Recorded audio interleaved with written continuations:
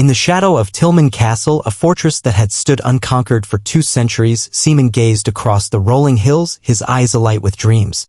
Katerina, did you know that Tillman Castle, which can be seen over there, has not fallen to any enemies even once over the span of 200 years, he said, his voice tinged with awe. Katerina, sweeping the courtyard with a broom, glanced up. Her brow furrowed. Seaman, what are you suddenly talking about? Let's get out of here. We're not supposed to be in this place. I need to finish up my cleaning duties, it's all right. No one will come here right now, Seaman reassured her, his tone soft but insistent. This will really just take a short while. Just a little while. I really wanted to show you the scenery from this place. It looks especially amazing at this time of day. Katerina sighed, her gaze drifting to the distant castle. So what if it looks amazing? That's just the land of the nobles which we can't live in. Seaman scratched his head, a hopeful smile breaking across his face. Actually, I might be able to buy a house there. I think I'll get promoted to an intermediate mage this time round. He fidgeted, his excitement barely contained. I wrote a thesis on a new golem and my seniors really liked it. Haha. They said if the elder acknowledges it as well, then he'll likely promote me. It won't be a big house, but I should be able to buy one that the 2 of us can live in. Katerina's eyes widened, her broom pausing mid-sweep. Seaman took a deep breath, his heart pounding. So, Katerina, will you marry me? You've suffered a lot for my sake this whole time. He stepped closer, his hands gently clasping hers. Starting now. I'll make you the happiest person in the world. Katerina's cheeks flushed, but her practical nature surfaced. Before you say that. But Seaman, shouldn't you become an intermediate mage first? Why you're so mean? Seaman laughed, playfully nudging her. She giggled, her eyes sparkling. Ahaha. I'm just kidding. It's just. I wasn't expecting that. Such a day would come for us too. Her voice softened, filled with hope. I thought we could be happy. In a grand hall, Seaman stood before the elder, presenting his thesis. A new magic technique that uses golems. Elder, you're a genius. The thesis you wrote will change the world, the elder exclaimed. Seaman beamed, his chest swelling with pride. Ha ha. That's too flattering. Duke, this is all thanks to your unreserved investment in me. The Duke clapped him on the shoulder. If you keep producing such results, I'll invest even more. But Seaman's joy was short-lived. Alone, he muttered to himself, but I was wrong. Even if I work hard for the rest of my life, nothing will change. His thoughts turned to a request he'd made to the elder, one that now seemed futile. But elder, what about the request I made? Oh! I haven't forgotten about that, the elder replied, his tone shifting. Is it really okay for you, though? She's just a woman of lowly birth. Seaman's heart sank as he overheard a conversation that shattered his world. Even if that's the case, as Seaman? Katerina's voice trembled as she appeared, her eyes wide with shock. Katerina? Seaman gasped, turning to face her. A noble sneered. It doesn't mean that they can just take anything they want and trample all over us. Another added, I heard she was pretty famous for her looks. She's just as expected. Yes, another noble chimed in, if she wasn't of lowly birth, she would have lived a vastly different life. Katerina's voice broke, her dreams crumbling. These were all things I've dreamed for my entire life. Everything that I had desperately protected. How can you people destroy all of it like it is nothing? Seaman's rage boiled over. You fuckers. Take your hands off her. A noble scoffed. Brat, do you not know your place? You're just trash. Seaman lunged, but he was powerless. Kook! Pain seared through him as he fell, helpless. The world blurred, and he heard mocking voices. Oi, look at that. Is he really trying to eat that mouse? It's good that he's cleaning up the area for us. Just leave him be, another voice said. I guess even a mage of the magic tower is worth nothing in this state. They taunted him further. Dude, just tell them everything already. Hey, are you even listening? If you help them summon that golem, they said they'd release you immediately. I told you he went completely crazy after that woman died. Another sneered. She committed suicide saying that she wants to protect her fidelity. What a waste of life. TSK, TSK. She was too pretty to just die like that, though. What a pity. Seaman's heart shattered. I'm sorry, Katerina, he whispered, his voice breaking. He noticed something odd. Why are you guys acting like this today? It's like you're waiting for something. Something's off, a guard muttered. Wait, spear one of the mice. Seaman's world spun. Fuck. I was too weak. Damn it. Stop what you're doing right now. You want me to stop? a voice taunted. I am just getting started. Seaman's mind raced. If only I had been a little stronger. I wouldn't have lost you. He remembered Katarina's face, the pain in her eyes. That was the face that Katarina made too. He searched for reasons to live. It's probably because I need to take revenge on this cursed world where the two of us can't live a happy life together. There's no need to worry, Katarina, he vowed. I won't be weak like how I used to be anymore. I'll obtain any power that I can get my hands on. I will change everything. But his enemies were closing in. Seaman, you bastard. Are you out of your mind? How can you use black magic? How could one who serves God work with the demons? What about that? Seaman retorted, his voice cold. Please spare me. I'm someone who can make you the master of this place. If you spare my life, I'll do anything you want. Anything I want. Seaman's eyes darkened. But you can't revive someone who's dead, can you? This fuck-up world. Katarina, I'll destroy it all. A new voice echoed, a plea to a hero. Oh, Hero Loken. Please save the world as it has fallen into the darkness of shadows. The army of the Demon King that's been corrupted by darkness has trampled all over God's territory and slaughtered innocent people. The fate of the world lies solely in the hands of you, Hero Loken. The call to arms rang out. Brave warriors of the divine Artania Empire, the brilliant light of our empire has lost its power and the humongous shadow is swallowing up the Lodasia continent. However, we will not stand down for the sake of our families and for the sake of this world. Today we will kill the Demon King and become the last hope that protects this world. Seaman and Katarina stood in a quiet corner of their village, the weight of injustice heavy in the air. Seaman, did you hear the news? Katarina exclaimed, her voice trembling with outrage. How does it make sense to cut off a child's hands just for stealing some bread? Katarina, you're speaking too loud. What if someone hears you? Seaman glanced around nervously. The nobles can only give such harsh punishments so easily because they never have to worry about going hungry. Katarina's fists clenched. Why does that child have to be punished so unreasonably just because of the social class he was born into? We weren't born into this position because we wanted to be either. Seaman's eyes softened. Perhaps a day will come when we can all live equal and free, when social status no longer matters, Katarina. A day like that won't come just by waiting for it. She shot back, her passion igniting. We have to be the change we want to see in the world. The children we'll raise later will go through the same things. Otherwise, everything will be over. Seaman blinked, flustered. Huh? The children we'll raise? We aren't even married yet, Katarina. She laughed, waving off his embarrassment.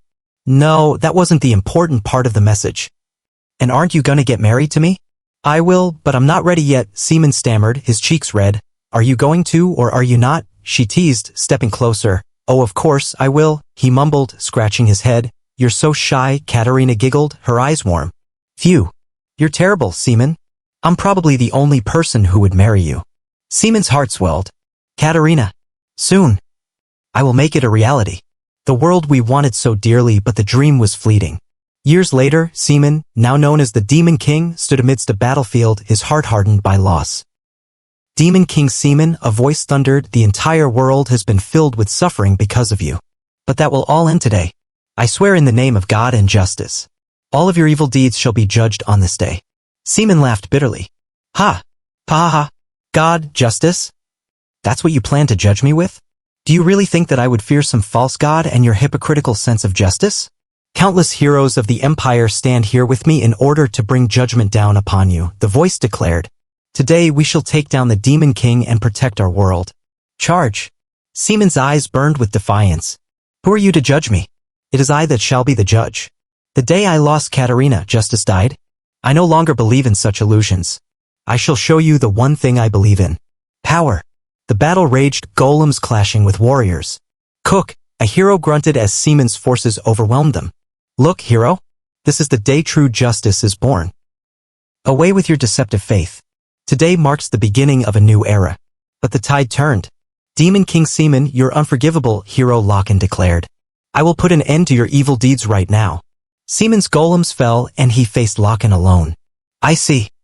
The reason I couldn't take down the Livia kingdom no matter how many golems I sent was because of you. Hero Loken, you will die here. The clash was fierce, both warriors panting. Let's put an end to this. Demon King Seaman, Loken gasped.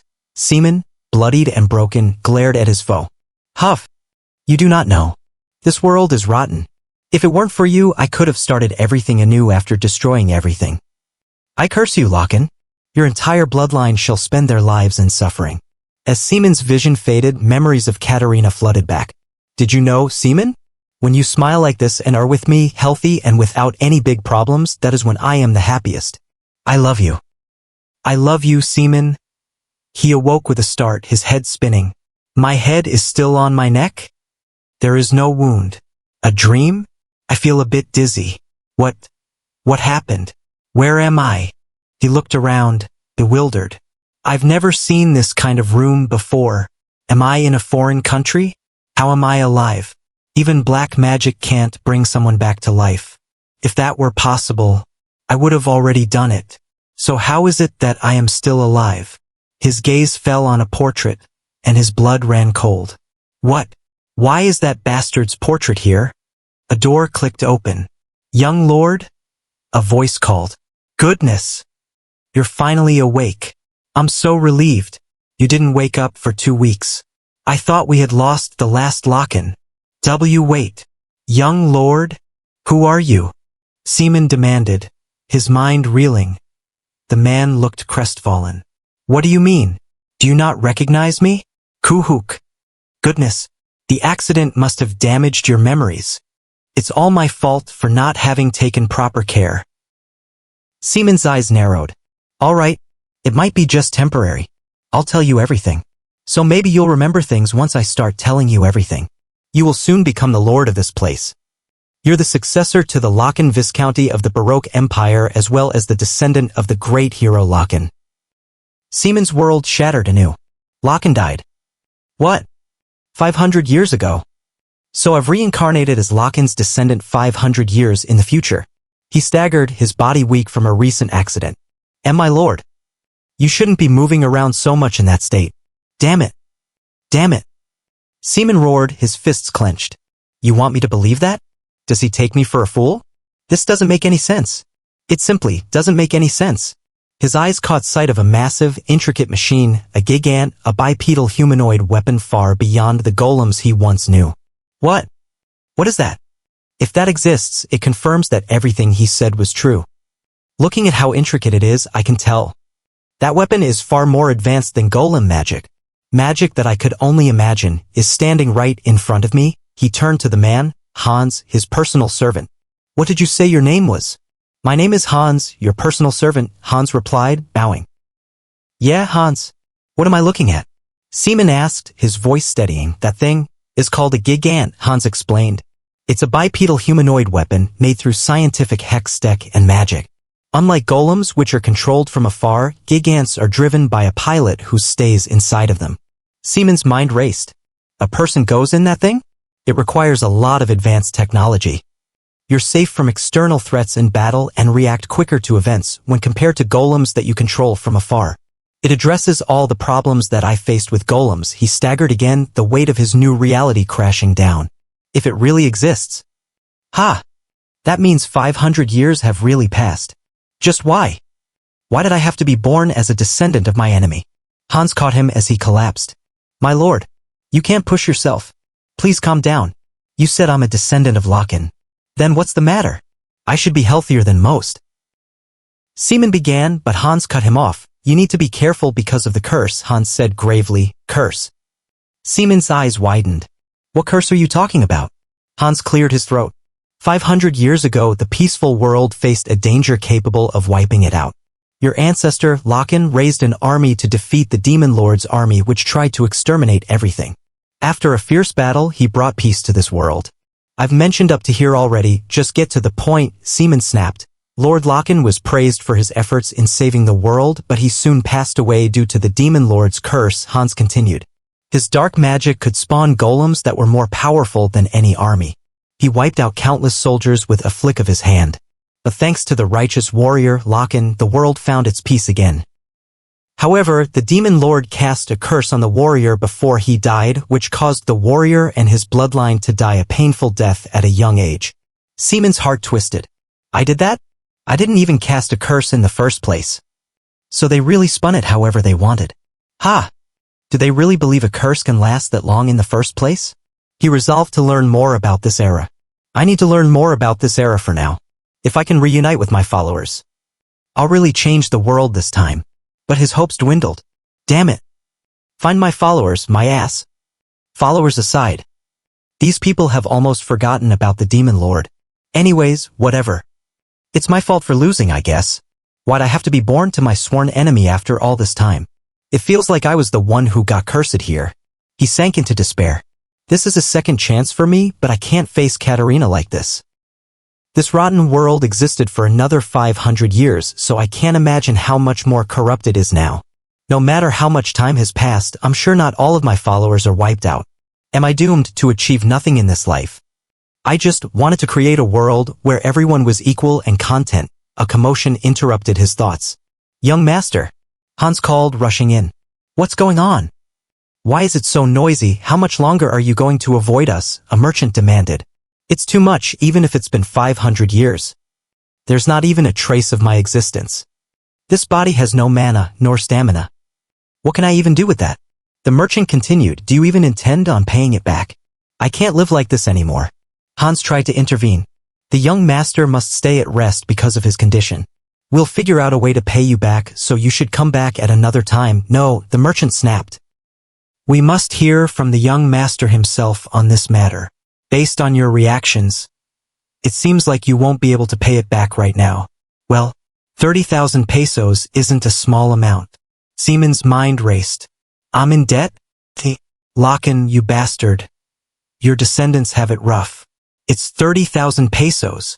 You borrowed that from us last year to develop a mine. The merchant smirked. Why don't you hand over the gigant in your house? It's probably not even worth 30,000 since it's secondhand. So I'm giving you a great offer. Isn't it a great deal? Knight Commander Rogers roared. That's impossible. We only have 3 gigants in our entire house. How are we supposed to defend our territory like that? I won't allow it. Kill me if you must, but you can't take the gigants. Accountant Dixon hesitated. Then instead of taking the offer, why don't we raise taxes temporarily? Dixon, don't you know how our people are doing? We can't have what little people we have left. Leave. Rogers protested. Seaman laughed bitterly. Ha ha. What a fine household. That Locken bastard should have seen this. The merchant's tone shifted. Relax, everyone. Personally, I want to seize the gigant and the manor, but I don't want people to think of us as the people who took from the great hero house. So, how about that? Not the gigant, but the magic tower behind it. Rogers gasped, the magic tower? Seaman's blood boiled. That's my magic tower. He built his manor right where he defeated me. The magic tower, once Seaman's home where he and Katarina dreamed of a better future, now stood as a relic of his defeat. 500 years ago, where the Demon King Tower is currently situated, my home was far away from that place where I used to live with Katarina, Seaman thought, his heart aching. It was old and worn down, but it was our house. A cozy resting place where we had dreams together. The merchant pressed on. The land around the Demon Tower has crossed into the territory of our company. With our company's diverse capabilities, we'll be able to make it into a popular tourist spot, which will also greatly enhance the economy of this region, won't it? Well, where do I sign? Seaman, now known as Luke Dlaken, stepped forward, his voice sharp. Is it all right for you to be walking? Hans asked, concerned. Step aside, Luke commanded, facing the merchant. Oh my, who do we have here? It was hard to get a meeting with you, young lord. Have you already recovered? Well, I must say. The talks are going well with your vassals. Please don't worry too much. To confirm that our company will oversee the management of the Demon Tower, now we just need a signature. Luke's eyes blazed. Is talking all you know how to do? Do you even know what kind of place it is? How dare you try to take control of it? The merchant faltered. Why is he being so fierce? He's very different from what I heard. We're already being very considerate of your situation. Now if you speak in that manner, zip it, conman, Luke snapped. After taking the land that stands at the center of our territory, not far from our main estate, you intend to expand your influence and authority under the guise of developing the area and allow people to enter freely in the name of tourism, isn't it? That's so far-fetched. What do you think? Did I get anything wrong? Not only are you guys so pathetic that you can't even sell second-hand weapons, which has been a big problem, you're trying to take over the territory? As compared to incompetent people. I hate guys like you who are utterly evil on the inside. The merchant bristled. Ugh, I can't let him have the upper hand in here. In times like this, I need to give an even stronger response. The Locken household is unable to repay its debt. That's why we were trying to be considerate of you and came up with this proposition. Our company has to get the money back somehow, right? Who said we haven't been repaying our debt? Luke countered, his voice steady. The vassals were stunned. I can't believe what you said to him, Rogers said, tears in his eyes. We, the vassals. Luke seized the moment. In 15 days. No, make it 10. We'll repay everything, including the interest. Get out of my sight immediately. The merchant hiccuped, intimidated. Let's see if you'll stand by your words. Hiccup, hiccup. Luke muttered to himself. These kinds of guys all act the same. Are really touched by your statements? You're so insightful that you saw through all their plans. More importantly, seeing you get so angry to protect your ancestors' accomplishments and honor was just. Luke blinked, confused. Insightful? Ancestors' accomplishments? What on earth are you talking about? I didn't realize you took such pride in the honor of the household, Rogers continued. And I saw how that merchant bastard couldn't do a thing because of your fierce response. At that time, I saw the image of your ancestor, Hero Locken, within you. These incompetent assholes. They're trying to turn me into the Demon King again. Hans approached cautiously. May I ask how you intend to repay the debts? 30,000 peso. How much is that? You can buy 10,000 sacks of wheat with that money, Dixon explained. It costs as much as a single unit of the new warrior-class gigant. Right now, we don't have enough collaterals to borrow money from a bank or other merchants, Hans added. Do you have other solutions? If that's all you're going to say, then stand aside, Luke said firmly. That's not helpful. I'll repay the debt in my own way. The vassals exchanged worried glances. Isn't this household the one that killed the Demon King? Why is there nothing here? Did you guys steal it all? We didn't. How could you say something like that? Hans stammered. You'll understand if you look at the genealogy. Do you think I would see something like that? Luke retorted. After Hero Locken killed the Demon King, he was bestowed the title of a marquis and a piece of large territory south of the Livia Kingdom. So, Hans continued, back then Duke Baroque incited a rebellion against the Livia Kingdom. Viscount Locken fought him because he couldn't stand the injustice being committed. However, the Viscount, who had been under the curse of the Demon King, suffered a crushing defeat. After that, his title was revoked and he was exiled to the borders, where he passed away due to the rapid deterioration of his health. Luke's jaw tightened. It seems it wasn't Locken's intention to establish his estate here, but the financial situation of this household is so dire that it's a wonder how it has been sustained for 500 years. I'm asking, how did we end up like this? It's because your ancestors hoped for us to regain our former glory, Hans explained. For the sake of making a comeback, your ancestors would do anything, even if it meant using all the assets, authority, and everything they possessed. They wanted to recover the reputation of this household. But due to the generational curse passed down through its members, no matter how hard they worked, their efforts were ultimately in vain. Hans's eyes widened. I'm not sure if you remember this, but the reason you lost your consciousness for more than half a month due to the Gigant incident was because you were working tirelessly to restore the household's reputation. You wanted to prove that you had the qualities of a hero and pushed yourself too hard. Luke's eyes narrowed. So, in our current situation, there's nothing we can do then. Even as the butler of this household, I can't help you with anything. I am truly sorry for that, Hans said, his voice breaking. However, I'm sure there's something we can do. Even if I have to give up my life, I will find a way to accumulate the total amount. No, there's no need for that, Luke said, a plan forming. I just thought of something. We just need to pay the money back somehow, right? Luke's gaze fell on a statue of Hero Locken, his enemy. How could this be? When he said to pay the money back somehow, I didn't think he meant taking the statue of Hero Locken and selling it. Panic swept through the manor. Sir Locken's statue was still here until yesterday, eh? Where could it have gone? Hans cried. No, that's not what's important right now. I must find the young lord first. Mr. Hans. There's a problem, a servant shouted. I think they left when the security was at its most vulnerable. Hans collapsed to his knees. Why, young lord, just what are you scheming? Luke, accompanied by his guard knight Philip, stood in a bustling harbor city, the statue of hero Loken in tow. May I ask a question? Philip ventured. If it's not too rude. Do you really intend on selling the statue? This should sell for quite a bit if I melt it down, Luke replied coolly. This might be impertinent of me, but there is 500 years of history to this statue, Philip began. Will that 5 centuries of history feed me? Luke interrupted. Selling this statue is just a small part of my plan. Philip's eyes lit up. That's good. So you do have a plan. Then, may I ask what your plan is? Luke smirked. My plan. I'm going to use the money I get from selling this statue to gamble. I'm going to get those 30,000 pesos by gambling. Gamble? Philip gasped. What if you end up losing all your money instead? Why did you come with me if you're only going to lecture me? Luke snapped.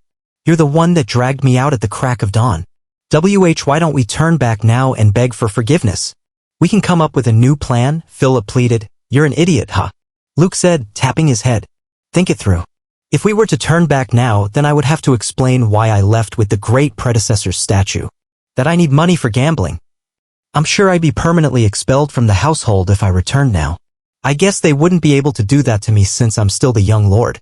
I guess you'd be the only one to get kicked out. Philip paled. Pardon? You better choose wisely, Luke said, his tone menacing. Think about what is better for you. Do you want to become a vagrant without any money? Or do you want to become a hero that will bring honor to this household? Choose. Philip. Philip swallowed hard. I'll keep going the way we were going. Good. Good. Let's do just that, Luke said, satisfied. Damn it. I did hear that his personality changed after waking up from his coma. But this is basically the devil himself. They boarded a ship to the harbor city of Lamer. 5 minutes until departure. All aboard, the captain called. Are we really getting on? Philip asked, hesitant. Let's get on, Luke replied, pushing him forward. What? Should we just turn back now? In Lamer, they sold the statue for a mere 3,000 pesos. It's the statue of a hero who saved the world. Yet that's all you're going to pay? Philip protested.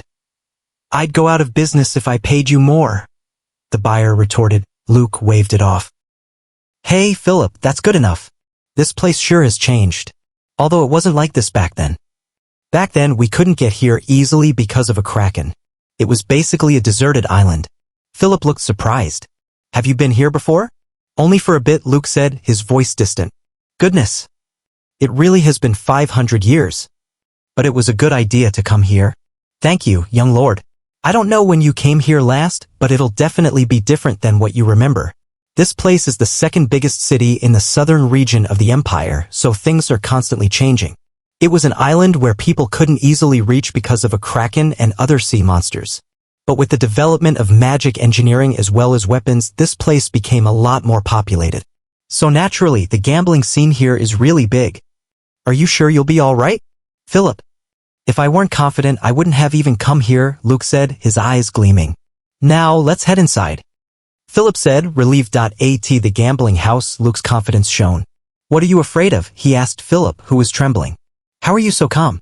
Do you know a way to win these games? A way to win? Oh, well, I guess so, Luke replied.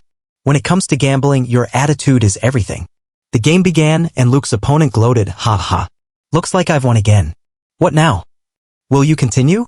The gambling house buzzed with excitement. What should we do? Philip fretted as Luke's opponent laughed. Ha ha ha, I've won again. Luck is smiling at me today. It's fine, Luke said calmly. Ability is also a part of luck. The opponent grinned. Gosh, and you sure are generous as well. It's an honor to be able to play a game with such a cool young lord. However, it seems you have no coins left. Should we end the game here? We can't do that, Luke said, turning to Philip. Philip, exchange all of the remaining money into coins. What? We can't. If you lose this too, then... Philip protested. Don't talk back and bring it, Luke ordered. The opponent smirked. Foo-foo, the fool is agitated. I'm lucky today. I'll wager my entire fortune on this. I'll all in. Philip whispered. The family is doomed. The crowd murmured. Your entire fortune. Are you serious? I'm nervous because it's my first time having such a big game. But you must be fine with it, young lord, the opponent said. Well, being anxious about it doesn't change the results, Luke replied coolly. How impressive. Then, shall we confirm each other's cards? Darn, the opponent cursed as Luke revealed his hand. Wow. The goddess of luck must be on my side today. Then unfortunately, I'll take the coins, the opponent began, but Luke interrupted. Wait. You need to check my cards too. Surprisingly enough, I have these cards. What? That makes no sense, the opponent stammered. Aren't these sudden reversals the joy of gambling? Luke said, smiling. It was an enjoyable match. Philip cheered, young lord. I believed in you. There's no way you got those cards. What tricks did you play? The opponent accused. Tricks. Are you talking about having the people behind me tell you my cards? Luke said, his voice sharp. How did he know? Did he really think I wouldn't know? All of the spectators nearby are his subordinates, and I knew they were secretly passing over cards. But the reason I kept foolishly falling for it was because I needed to touch all of the cards. I left small marks of mana on them. If I can control the cards with the marks, then for me, who used to manage a golem army, changing cards is like a walk in the park. I can easily win all matches even without using any fancy tricks. I think today's business ends now, Luke declared. Hurry and acknowledge your loss. Show this young master some etiquette education. The opponent drew a sword and raged. Why are these bastards the same even after 500 years? Ha! I don't have the same amount of mana as before, but it's no issue when facing small fry like you. Come, young lord. Duck. Philip shouted. How dare you draw a sword towards the sole heir of the Locken family? You're prepared to put your life on the line, right? Luke said, his voice icy. I've committed a sin worthy of death. The opponent stammered, backing down. Philip intervened. Shut up, you bastard. You dare try to harm the young lord. Luke hefted a sack of coins, satisfied. Wow, this is quite heavy. I think this is definitely more than 10,000 pesos. Obviously, Philip said, impressed. This kid. I thought of him as just a porter. But he's more talented than I expected. Regardless, today's earnings weren't bad, Luke said. But it'll be hard to use gambling houses after causing this chaos. Is there anywhere else to make money besides gambling houses? Somewhere to make a lot of money. Then what about a gigant arena? Philip suggested. Like how there were arenas where humans used to fight each other in the past. Now there are arenas where gigants fight each other. Depending on the match, the dividend rate differs. But if you do well, you can earn 30,000 pesos, or even more. I was interested in the gigants. Luke mused. If they're developed using golem magic, it might be helpful in guessing who'll win. Just believe in me, young lord. I was once a top student at the Imperial Military Gigant Academy. I got it, so just leave me there, Luke said. Young lord, give me more credit. Philip pleaded. As they walked, Luke witnessed a familiar injustice. You trash-like bastards. I told you not to come here. I told you to stay quietly in your area. Will you only listen after you die? A guard shouted at a group of children. Gosh, to a young child, Luke muttered, his anger rising. 500 years. Although the world has changed, there are still some things that haven't changed. Some things decay and rot even more as time passes. Stop right now, he called out. Who is it? Are you not the royal guard, who are supposed to protect the subjects? Then why are you wielding violence against young children? Are only nobles the subjects? These children have the right to be protected too. A figure stepped forward, her presence commanding. Katarina. Luke gasped, his heart racing. The woman faced the guards defiantly. Even if you may be the princess, there's no point resisting. The count himself has issued the order, a guard said, advancing. Do you know how restless the people have become as a result of all the refugees leaving? Another guard added. Then do you believe that locking people up like cattle in an environment not suitable to live in is right? The woman countered. They are innocent children that have lost their nation and their family. And if they were guilty, I shall be the first to be punished. Before I am the princess of the Volga kingdom, I am one of the refugees seeking exile. The guards hesitated. Princess, we're not doing this because we want it either. If you continue to be this way, it will do nothing but cause trouble. We're doing this because the count ordered us. Luke's heart pounded. Do you know who that is? As the princess that cares not for the noble's gaze. I never would have thought that I'd see Princess Reina in a place like this. Our Reina?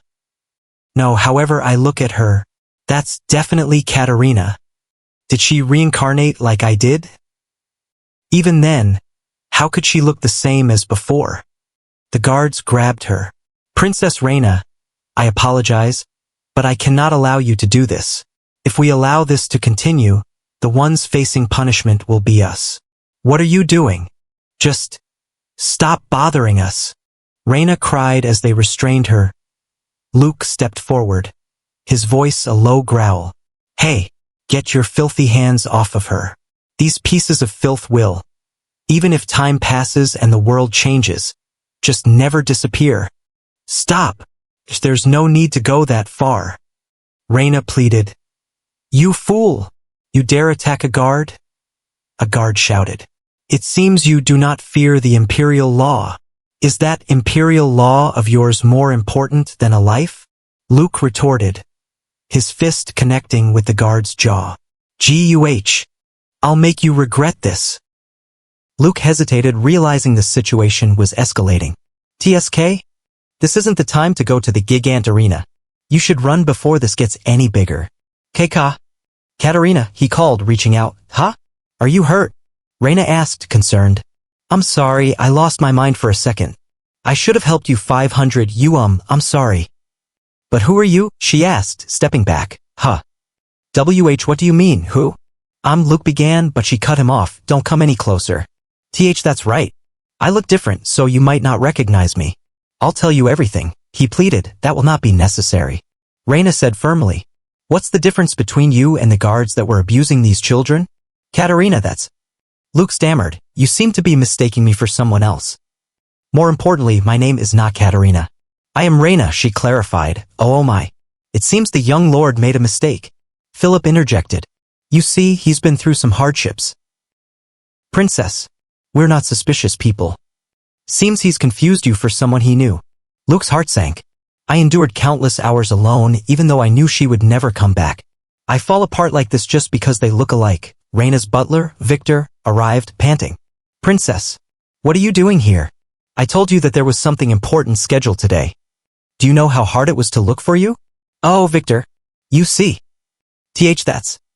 Reina began. Who are those people next to you? Don't tell me you were fighting with the guards again. Victor exclaimed. Although it is true that I misunderstood and escalated the situation regardless of how I did it, isn't it the truth that I helped you? Luke said. So I'd be glad if you don't get too close to the princess. Ha! How stupid, Luke muttered. I didn't do it expecting anything in return, but can't you at least say thank you? Let's go, Philip, he said, turning away. Okay, Philip replied, following. Reina hesitated. I didn't get to thank him at the Gigant Arena, the crowd roared. Gigant Arena. Neither Gigant is letting up in this intense matchup. It's times like this where you need to remain calm. Oh! Things are getting dicey, the announcer cried. He quickly blocked that attack, but... It's over. And there's the final blow. Adolf wins. Wow, young lord. You got it again. Philip cheered. At this rate, we'll pay off all our debt and strike it rich. This much is easy, Luke said, his eyes scanning the mana flow in the Gigants. Is it because Gigants are based on golem magic? I can easily determine the victor because I can see the flow of mana. This match looks like it'll be quite a bloodbath. The announcer continued, this is Savage versus Sting. How could Sting, at 1 win and 5 losses, possibly win against Savage, who's at 28 wins and 2 losses? Although it is possible to win despite such a disadvantage in strength, it seems this match will be trivial. Ladies and gentlemen, please take a look at those large axes. There hasn't been a single Gigant they haven't been able to take down. The dual axe-wielding Savage. Savage rider, Brian. His opponent is the one that miraculously took a victory last time. The lucky Gigant, Sting. Sting rider, Karen. Luke's eyes narrowed. Oh ho? Philip, go all in on Sting. What are you saying? Savage is guaranteed to win this match. Philip protested. I wonder, Luke said, a sly grin spreading across his face. I see a different victor. The arena erupted. What's going on? Sting is putting on an unexpected performance, breaking everyone's expectations of a painful defeat. They're blocking every single one of Savage's attacks, the announcer shouted. Savage's rider, Brian, laughed. Quaha! I thought you were just an amateur, but I see you've got some skills. However, it's still not enough to satisfy me. You can't lose, Sting. The crowd cheered. Luke analyzed the match. Sting has the upper hand in terms of mana flow. Just what are they thinking? They aren't using their mana at all. Brian taunted, ha ha. Get up, brat. Your legs are still attached. If you can't fight anymore, all I can offer you is more destruction. What do? We're going to lose all our money at this rate. Philip panicked. Are you aware you can adjust your bet in Gigant matches up until 30 seconds into the match? And just now, that time frame has passed. A blast of magic shook the arena. What? They used magic? The announcer gasped. This can't be possible. How could this be? We have an unprecedented event happening here today. Our champion, who bested the odds of 20-1 with their pure skills. Their name is Sting. We won. I believed in you the whole time. Philip shouted. Luke's mind raced. Sting's rider Karen must have been a rune knight. It's not too common to see gig ants using magic, but they must have been hiding their strength to raise the odds. No, that's not what's important. The fundamental theory behind using magic through weaponry is something I developed. And that method, no matter how much time has passed, cannot be replicated by others. That's because it's a process I completed with the use of black magic. In the hangar, Luke examined Sting's gigant. Why did you want to come to the hangar? Don't we need to head back as soon as we can? Philip asked. Sigh. I'm busy thinking and you aren't helping. Luke muttered. Shut up. Nearby, Reyna argued with her vassals. You can still change your mind. How can you go to a match with a gigant like this? This isn't a fight you should have accepted in the first place, her butler, Victor, pleaded, but a mercenary like Andre would have no trouble riding Mir to fight the Count's gigant, Reyna insisted. I made my choice carefully. In order to save everyone, if I didn't accept, countless refugees would have starved to death. That can't be.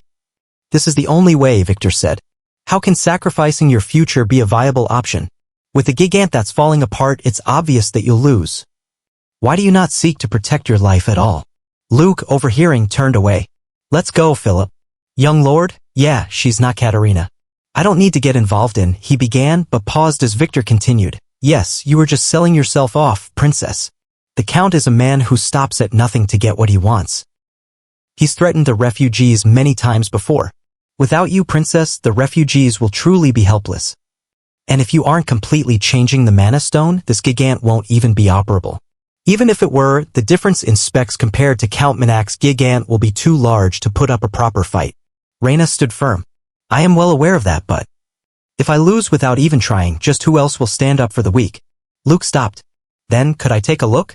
That mana stone and this gigant. I think they can still be used. Victor stepped forward. Stand back, princess. This is too convenient to be coincidental. They could be assassins sent by Count Mona K. Hey, Gramps, you've really been getting on my nerves, Luke growled. Please put away the sword. Philip pleaded. This is Luke Dlaken, the 15th descendant of the Locken family and the current lord. How can we trust those words? Victor demanded. Victor, stand down, Reyna said. You seem to have overheard our situation. I apologize for our meeting before. I am embarrassed to admit it, but we have no other way. If it's all right, I'd like to ask another favor of you. All right, Luke agreed. I beg of you. To ensure I am not mistaken this time, I'll make sure to show off my skills. Victor scoffed. Sigh. Princess, gigant repairs can't be done by just anyone. There's a reason gigant specialists are called Iron Mages. Won't he just damage the gigant further? Then, do you want to make a bet with me? I bet 10,000 pesos that our young lord can easily fix the gigant that you two were unable to fix. What? Why would I take an offer like that? Victor snapped. You don't need to take it if you're scared, Luke taunted. The hell you mean, scared? Double the stakes and I'm in. Victor retorted. Reyna turned to Philip. Sir Philip, may I ask you a question? Is a tool like that typically used to fix gigants? Ha! Philip stammered. Shut up, Philip. Just keep watching, Luke said, focusing on the gigant. Young lord. Now. Arise. Phew. Have you really fallen in a place like this? Luke murmured, his voice laced with reverence. You are immortal beings, those who lead your enemies to hell. Answer my summons once more. The gigant, Mir, roared to life, its mana stone glowing faintly. As expected of the young lord, Philip exclaimed. Teach, that's impossible. Mir is moving once again? How could this be? Victor gasped. I believed in you. He really did it, Philip shouted. I can't believe he was able to revive a dead magic crystal, Victor marveled. I've never heard of the existence of such a magic in my life. The continent would... No, the entire world would be amazed at this historic event. Young lord, there really isn't anything you can't do. That's impossible. It has to be some kind of trick, Victor's assistant protested. I'd believe you even if you said you could make a golem out of rocks. Drawing a magic circle with blood and activating it sounds like black magic. Don't you think? I can't acknowledge that. You dare to claim the sole heir of Loken. No matter how you look at it, it's fine, I'll explain, Luke interrupted.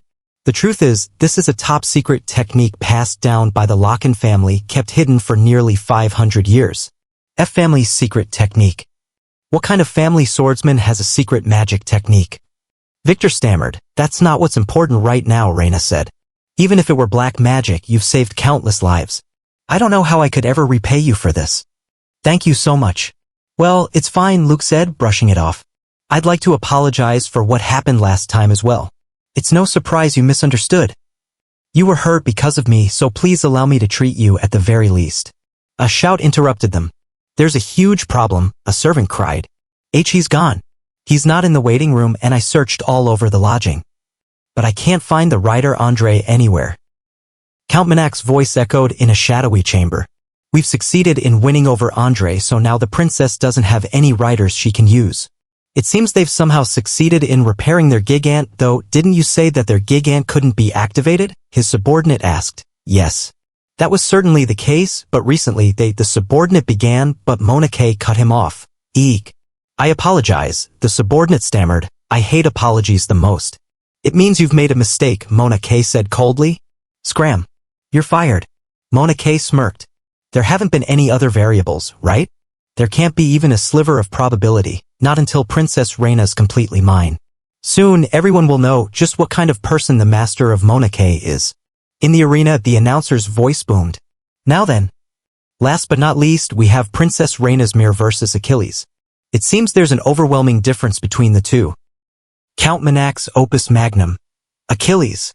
It's the lamer fiefdom's champion, boasting 78 victories and not a single loss. Let's see just what Mir has prepared against the ever-victorious champion. However, Mir is nowhere to be seen in the arena. Ah, have they abandoned the match in the end? The crowd jeered. Hey, did you get scared and run away? Oi, give us back our money. Mona K laughed. Have you given up because you don't have a rider? That's why you should have just quietly accepted my marriage proposal. Reina, I'll show you what happens when you bruise my pride. Andre is gone?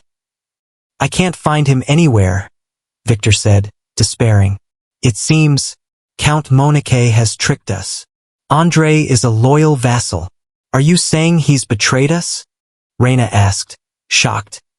There are people who've seen him entering the Count's camp, Victor confirmed. Damn it! Even without stealing Andre away, there's still a difference in strength between our gigants. Reina cried. I can't believe he'd stoop this low. This isn't just crushing us with power alone. If you cannot participate, then you will be forced to marry him, correct? Luke asked. If it isn't too meddlesome, I believe I can help you with this as well. Jay, just how would you do that? Victor stammered. Young lord, it's not that I don't believe you, but you haven't forgotten the accident that occurred the last time you tried to operate a gigant, have you? Philip added. Don't worry, Luke said, climbing into Mir. Operating a gigant is just, the arena roared to life. Oh! We thought Mir had given up on the fight. But here he is, entering the arena in the nick of time. He hasn't run away even with the ever-victorious Achilles in front of him. Manak's face twisted. Didn't you say there were no more riders on the princess's side? Then did she hire a mercenary? I'm sure he doesn't realize the significance of this match. Victor turned to Reina. Sir Victor. What about the match? It may be a relief. We aren't late. Thank goodness we were able to enter on time. At a glance, the differences between the gigants' performance is great, but is this truly all right? It will be all right, Reina said, her eyes on Luke. Although he normally looks rather simple-minded, that man is quite skilled. Philip groaned, "Young lord, just why are you doing this to me?" The announcer's voice echoed through the arena. Gigant Mir, who we all expected to forfeit, has arrived in time. However, as we can see, the difference in specs is quite apparent. To top it off, their opponent is the undefeated champion, Achilles. The crowd mocked, "A gigant like that? Ha! Do they really intend to fight? Calling a piece of junk like that a gigant? Can it even move?" Achilles' rider taunted, "I'll applaud the fact that you didn't run. However, you must be aware of what this match entails. I have no intention of going easy on you. You never know until you see it in action. All right, let's put that confidence of yours to the test," the rider declared. The battle began, Mir moving with surprising agility. "He's fast as well," the announcer cried. "Whoa. As expected. His power really befits his size. However, just because you're big and strong doesn't mean you're a good fighter. You dodged my attack. I see your confidence was all baseless," the rider sneered. "That was dangerous. This is pretty bad. The rider is at least an expert knight," thought, dodging another blow, attacks, and more attacks. Achilles continues to launch a flurry of blows towards Mir. The announcer shouted, "Damn you. Shit. We can't win by running forever." "Don't be so nervous," Reina whispered to Victor. "Luke said Philip is a strong knight. Let's believe in him." "I can hear your whispers," the rider taunted. "He's faced countless knights before, so there's no doubt that he's a good knight." However, Mona Kay shouted from the stands, "What the hell are you doing? Struggling against a heap of junk like that? Are you crazy? You know the consequences if you lose, right? I am sorry to disappoint you. From now on, I'll show you a satisfactory performance," the rider stammered. "Let's save the fair duel for another day." "Sorry, but I'm too busy to accept another fight after this." "What? This aura and speed. Could it be?" the rider gasped. "I remember now. He disappeared 3 years ago, but the undefeated legend of the Gigant Arena was the Black Knight's phantom sword. Amazing. Something unprecedented has occurred. Achilles has been made inoperable in a flash. The winner is Mir, the unexpected underdog," the announcer declared. The crowd chanted, "Mir. Mir. Mir. Mir. Foo-foo, to think I'd get to meet the Black Knight here once again. Good work, Mir. You know me. I had the chance to fight you in the Royal Arena 3 years ago," the rider said. "Why are you in a place like this? You disappeared after setting such a record." "Well, I'm the Black Knight. It's normal for me to help people in need, isn't it?" "Right," the rider laughed. "I guess you're getting fired anyway." "P-Princess. We won," Victor exclaimed, tears streaming down his face. "I'm sorry, but could you keep the fact that I'm the Black Knight a secret?" "Sorry about that. Why are you crying at such a joyous event?" Luke smiled, his heart lighter. "Anyways, I guess this much should be fine. I can finally leave this place with a lighter heart." He calculated his earnings, "No matter how many times I think about it. Gambling is all about the flow. Mir's odds were 21 to 1. I bet the whole 10,000 pesos I made till now. It's an easy world for making money." In the fief of Lamer, Luke's total earnings tallied. Sale of the statue, 3,000 pesos. Gambling, 3,000 times 2 is equal to 6,000 pesos. Gigant match earnings plus 4,000 pesos.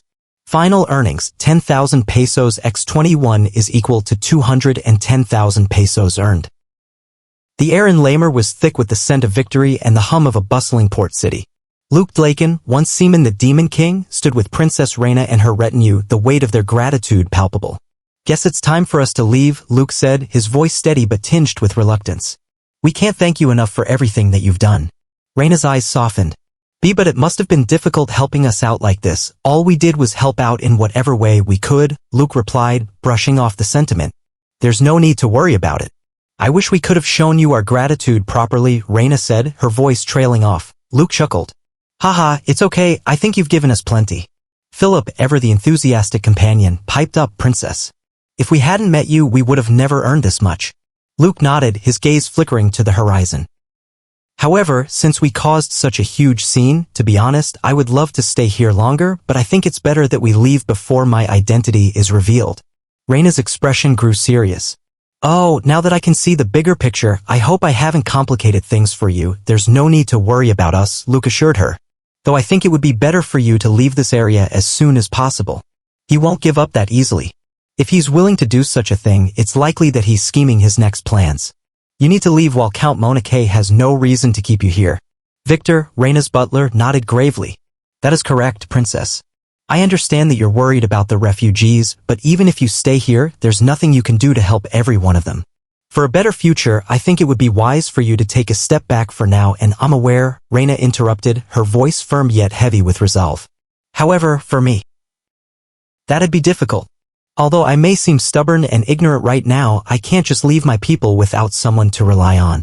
Even if it's just a little more. I want to help as many of them as I can. Luke's eyes softened, seeing echoes of Katarina's defiance in Reina. I see. Please stay safe.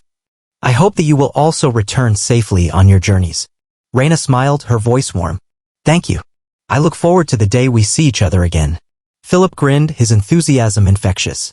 Since you've managed to solve such a large issue, all that's left for you is to return and be crowned a hero.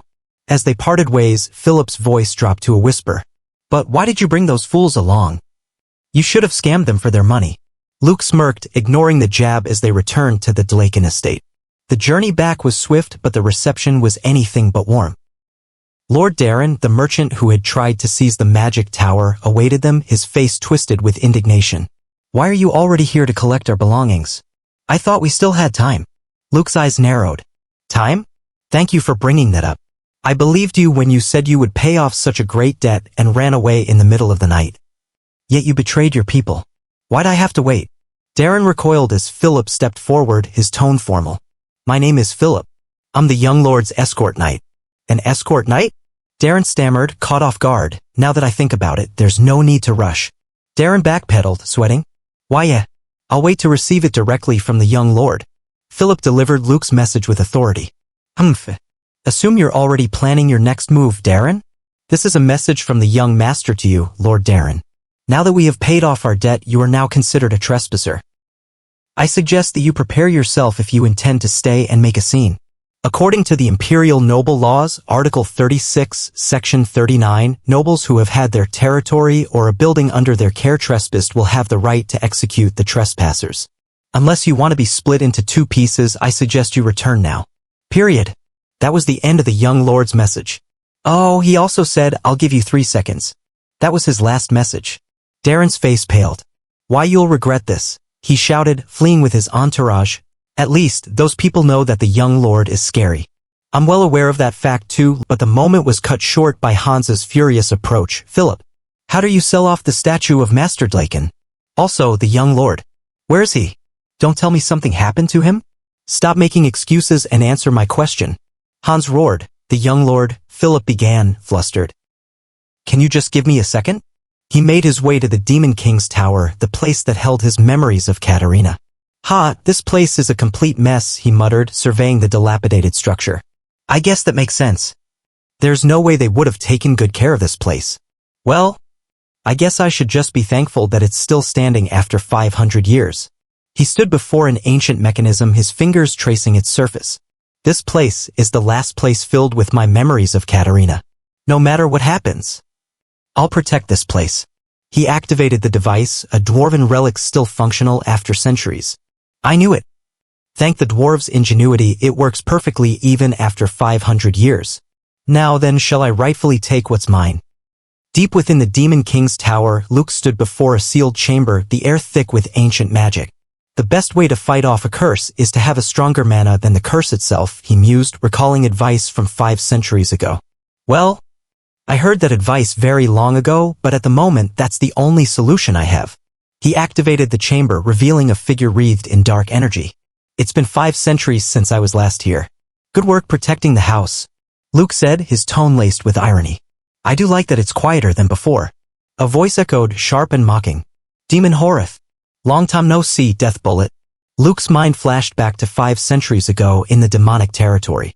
A younger seaman faced Horath, a high demon, her presence overwhelming. Are you the ruler of this place? She had asked, her voice dripping with disdain. I heard that you took down several fortresses already, so I thought you were some 8th circle old geezer. But you're young. Impressive for a human though. I'm a bit disappointed. Seaman had smirked. You're the chattiest high demon I have ever met. Does a demon's rank increase the more they talk? Horath's eyes narrowed. What a fool. I showed you mercy and you rejected it. You got your arrogance through defeating some lower demons. However, I will show you that the demons here are nothing like the ones you have fought until now. Seaman had unleashed his golems, their power overwhelming. Don't worry, I'm not so far gone that I would go into the battlefield on my own. Horith fell, her demonic energy absorbed by Seaman. What do you intend on doing by converting me to demonic energy? Are you going to change the world or something? She had gasped. You don't need to know, Seaman replied coldly. Be reborn as demonic energy, Horith. The process had been grueling. The whole process of taking her down was many times more difficult than the other guys, Seaman had noted. If you absorb powerful demonic energy incorrectly, it might throw you into a rage. I have witnessed people turn into horrifying creatures because of that. I couldn't absorb this because of the high risk back then, but when I had learned the correct method to safely absorb demonic energy, I had already reached 9th circle and didn't need it anymore. Now, 5 centuries later, Luke faced Horith's essence again. I didn't expect to use this now, 5 centuries later though, he muttered as pain seared through him. Ugh! This is the mind's realm. Looks like I wasn't eaten by the demonic energy then. Horith's voice echoed in the ethereal space. Who are you? Luke grimaced, his current body struggling. It'll be hard to withstand this with my current body. It's been 500 years. But she still has this much demonic energy.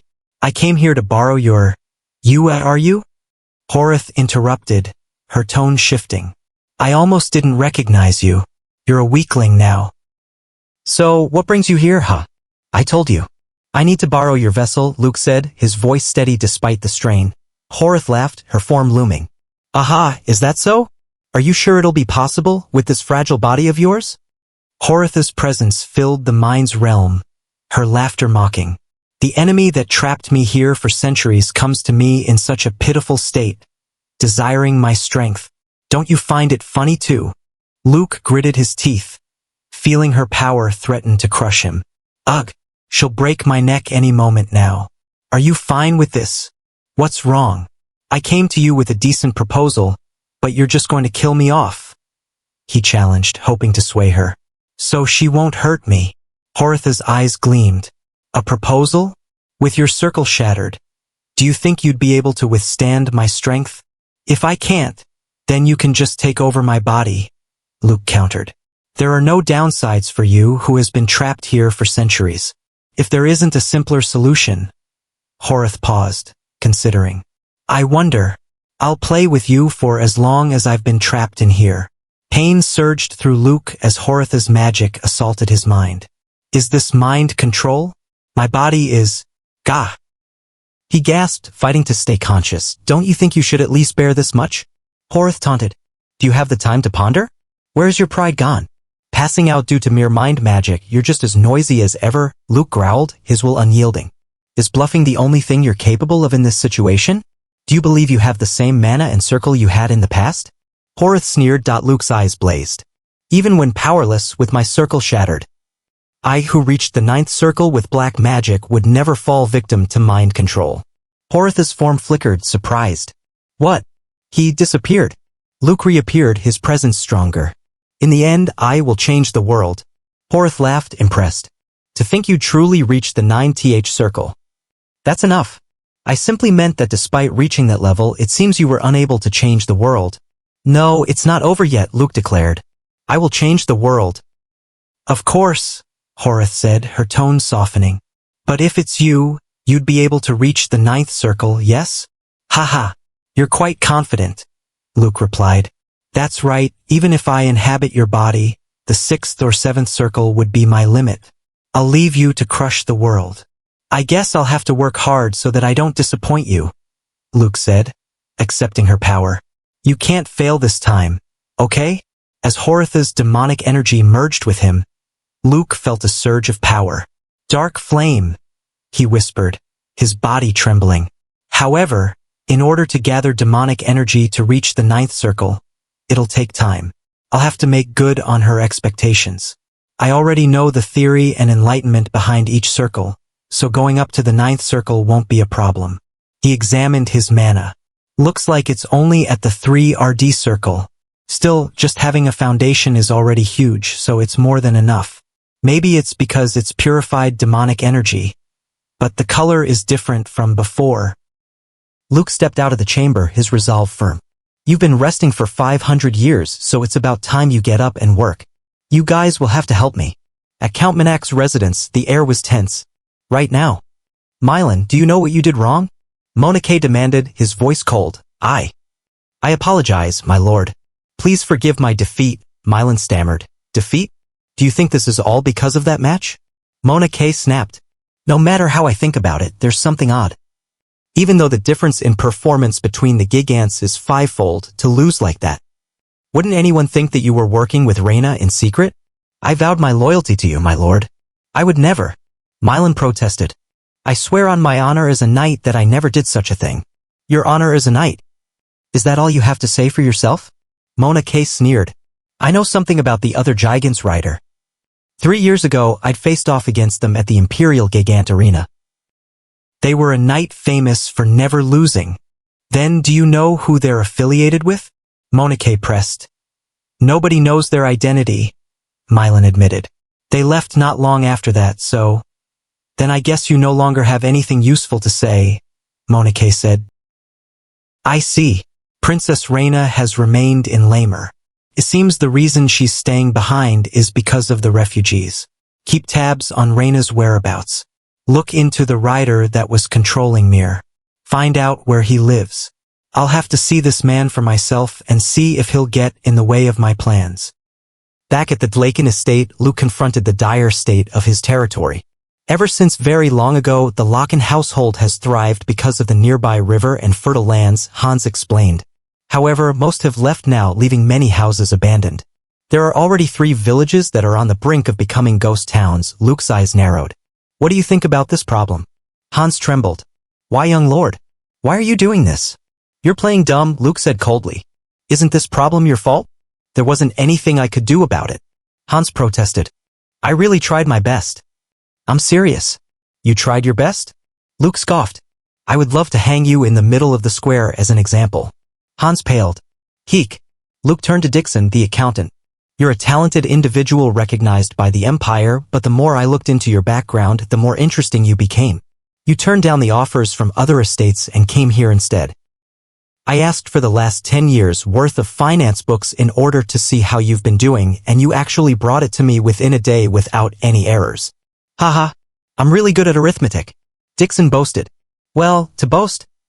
I can do all kinds of math problems in my head, that's the problem, Luke interrupted, grabbing him. These people are really residents of the Viscounty?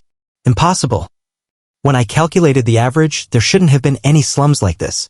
Dixon stammered, pardon. How does it feel to actually take a look at the village yourself? Luke asked. You can't summarize human life into numbers alone. You need to spend time with them and figure out for yourself why the Viscounty is in this state. If you can't find the cause, then you will no longer be working for us. You'll fire me. Dixon gasped. Everyone. Dixon shouted, addressing the crowd. I am Dixon, the accountant of the Loken household. I've come to better the living conditions. Luke muttered to himself, I need to improve this place so that I can raise my circle. Back at the manor, Hans confronted Philip. Tell me again. Philip, is it true that he repaid his debts through gambling? Why yes, sir, Philip admitted. Goodness, he actually resolved his debt issue by gambling, Hans groaned. Why didn't you stop him? Philip, the image of the household will plummet if people found out about this, Rogers added. But it wasn't during the games. Philip protested. It's the truth. Even if his identity wasn't exposed in the casino, it'll only be a matter of time before everyone knows, considering Count Minak's intel power, Hans warned. He's the head of Lamer, so all news will reach him. Considering his evil personality, it's possible that he may try to retaliate. If he were to realistically do that, there is nothing we can do as he is a distant cousin of the Emperor. And we've basically given him a reason to wage war against us. Luke stormed in, his voice cutting through the tension. I can't listen anymore. Where are the ones that were saying that the reputation of the household is important? Are you saying that we should just ignore the evil deeds that happen in front of us? We're just speaking realistically, Hans argued. Our military force is nothing compared to Count Minak's. We just wanted to let you know that your decisions have put the household in danger. Did you earn your titles as heroes by licking the boots of those in power? Luke challenged. Were you not titled heroes because you fought even in the most disadvantageous situations for the sake of justice? The people here are giving their all for the Lokens. So were the problems resolved? Yet you all are making a big deal out of my gambling? This is serious. Hans protested. The reputation of the Lockins will plummet enough. Luke roared.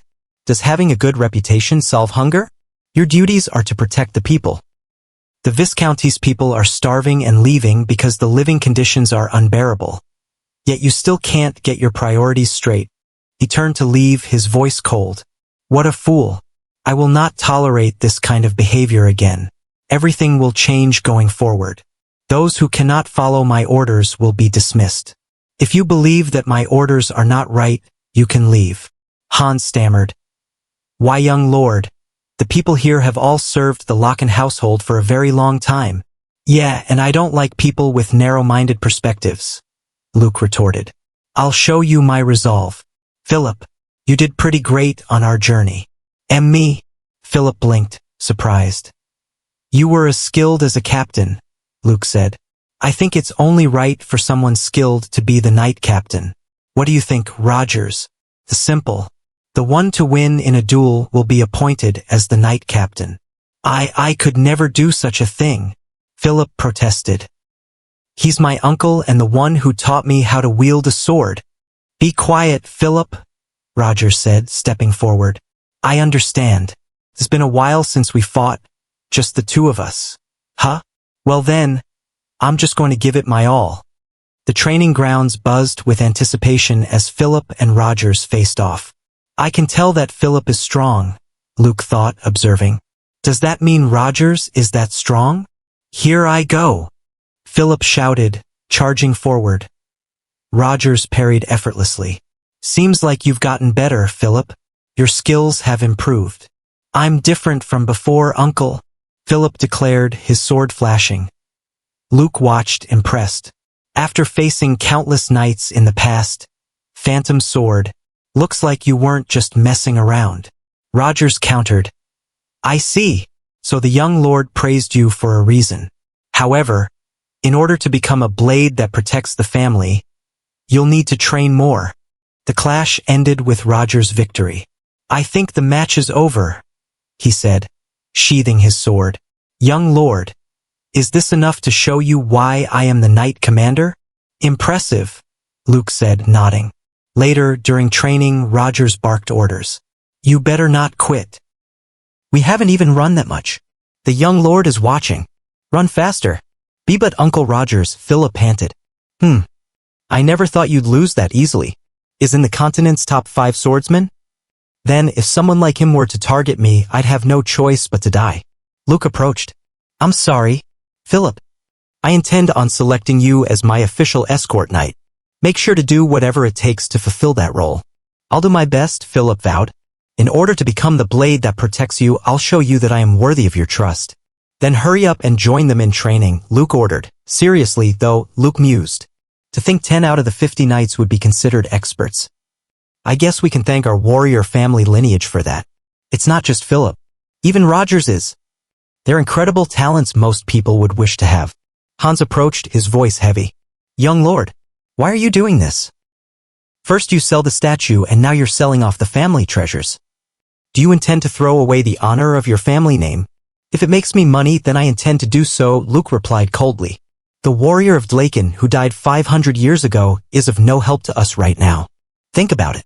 It's because of those old principles we held onto, all in the name of honoring the warrior of Dlaken, that the family has fallen to its current state. That is impossible, Hans protested. If it wasn't for the curse of the Demon King. We praise our predecessors for fortune and blame the Demon King for our downfalls? Luke snapped. Allow me to be clear. I intend to become someone greater than the warrior of Dlaken. So if you intend to stay tied to our family's old principles, I will erase you from our family's history. Hans collapsed, tears streaming. Are you okay, Hans? Young lord, no, young master. I remember the days when you used to sit on my lap as I read you a book.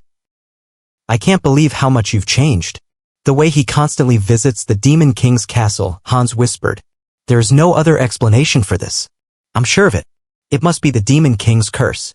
Just this one time, can't you take Hans's advice? Another vassal pleaded. What you said just now was too harsh, Hans added. My thoughts are a little different, Luke said, his voice firm. And pushing back as much as possible. Well, we can talk about that later. Have you completed the task I gave you? Young lord, your voice is too loud. About that, Luke's eyes narrowed. What? Philip, this is different from what you told me. See, can you please be a little quieter? Philip whispered. This is information I barely managed to get from Hans. Luke's senses sharpened, detecting a powerful presence. Doesn't he look dead from the outside? This is some immense pressure. I can tell this is the strength of a 5th circle. No, maybe he's even stronger than that. Don't make me repeat myself, Luke demanded. Answer me. Who are you? In a dimly lit cell within the Demon King's tower, Luke confronted Mute, the fiefdom's sole Iron Mage. I heard you had been locked up here for a long time. Rotting away in a place like this? But you seem just fine to me. What's the fiefdom's sole Iron Mage doing while someone lazed away in my territory? Why, young lord? Mute stammered. Why have you stepped foot in a place like this for my sake? Did you think I would do nothing while you've been harming yourself by abstaining from food and drink? Luke asked. Is that why Hans locked you in here? That's. Mute began, but Luke cut him off. You lost consciousness due to a gigant accident caused by my carelessness. Was that not the case, young lord? Mute said, his voice heavy with guilt. If I had only examined it more closely, that would not have happened. Please punish me. It was my fault. Do you believe your life to be worth that much? Luke asked. I wish for nothing more than to atone for that with my life. Plus, it was already confirmed that the gigant accident was not your fault, Luke said. I get that you're incredibly loyal, but you're killing me with your stubbornness. Mute's eyes widened as Luke drew a sword. Since you wish for it, I shall do just that. Philip, bring me a sword. Why, young lord? Philip gasped. What is the meaning of this? It would benefit me more to use you than to kill you, Luke said, sheathing the sword. I'm planning on working you to the bone, to the point that you'd wish you were dead. It is your duty to pledge your lifelong allegiance to me and assist me. Swear it on your honor as a magician and engrave this moment onto your heart. Mute nodded solemnly. Why, yes, sir. Until the day of my death, I am the Locken family's Iron Mage, Mute. I swear I will devote myself to atoning for my sins. Young lord, where did this much money come from? Philip asked, eyeing the sack Luke produced. It's nothing much, just around 70,000 pesos, I guess. Luke replied casually. Use this money and prepare to raise the magic tower. Buy any grimoires you need and procure the necessary equipment to repair and manufacture gigants. Unlike the past lords, I plan to invest heavily in magic. However, I caused you harm, young lord, Mute protested. Make sure such an incident never takes place again, Luke ordered. What do you think you're saying? This is a punishment. Resolve yourself. I don't intend to forgive you so easily. Mute's resolve hardened. As expected of Sir Mute, what incredible mana. Philip marveled. This man has not a shred of flexibility, but that stubbornness of his will serve as a beacon during a crisis. 1 month later, the fiefdom was transforming. Philip, once carefree, now trained harder than anyone. Mute, freed from his self-imposed exile, led the training of new recruits. Dixon returned, his face alight with pride. Long time no see, everyone. It's a relief you all seem well. The whole fiefdom was in chaos because we were searching for you. Hans exclaimed. Where have you been this entire time? I apologize for unintentionally causing you any worry. Dixon said. I believe it'd be better if I were to explain while showing you. The slums had transformed into a bustling market. Is this truly the slums? Hans gasped. Unlike before, anyone is free to sell their wares now. Do you see the market over there? This was decided together with all the residents here. Now everyone is discussing how to improve the fiefdom together, and the old, inefficient traditions are getting abolished. Don't you think the fiefdom is looking as it should now? Hans nodded slowly. I have no choice but to agree. However, there is no denying that everything happening now goes against 500 years of the Locken family's policies. I too had the same concerns that you have now, but I have let it all go, Dixon said. He's proven himself with results, so I have nothing more to say. A week later, Hans approached Luke. I'm sorry for dumping so much work, Hans, Luke said. I've organized all the documents you had asked me to, young lord. Still, I'll be counting on you, Luke replied. Also, I will resolve the issue regarding the office tomorrow. I could also repair it myself, Hans began. Your priorities are wrong, Hans, Luke interrupted. Those who have nowhere to shelter from the rain are overflowing in our fiefdom. Think of those people first. Hans's respect grew. The more I come to know the young lord, I find that following him is the right thing to do. However, lastly, I must determine what the young lord's true intentions are. Every night, he secretly heads somewhere to the Demon King's castle. If the young lord were to be taken over by the Demon King's curse, Hans followed Luke, his heart pounding. Have you come, young lord? A voice called. Did you take care of what I requested? Of course we did, another replied. Those men. They're the same bandits who were banished from our fiefdom for their plundering. So they were living here in hiding. Luke grinned. Hee hee, you guys work fast. I like that. And there seem to be a lot of them. Then, shall we begin? Hans hid, watching as Luke met with the banished bandits. What's in the bag? One asked. Did you prepare a nice gift for us? Sure. If you're ready for it, Luke replied, don't worry. We made sure to understand the book that you gave us perfectly, the bandit leader said. Hans's mind raced. Why did he give those bandits a book? Damn it. They're too far for me to hear anything. Young lord, what are you planning? The bandit leader continued, thanks to you, we're no longer illiterate. Because you summarized the plot for us, we were able to understand even the hardest parts. However, there's a price to everything, Luke said. Of course, the leader agreed. Thank you for everything. Because of you, young lord, even the children are able to read now. My wife can now walk again. You're our family's savior. I'm glad I could help, Luke said. And thanks to the food and medicine you brought, I'm sure you're prepared. Give us your order. We will do anything you say. The bandits vowed. Perfect, Luke said, producing documents. That's a lot of money. Probably around 10,000 pesos. The answer is within the books. Those are documents that acknowledge you as official residents of my territory. With them, you'll have the right to claim this as your land. I'll build a town near this place. You'll be able to live there. I can't believe this, the leader stammered. We are mere bandits that have betrayed our lord. We're already grateful to you for looking out for us, I agree. We have no right to accept such a gift, another added.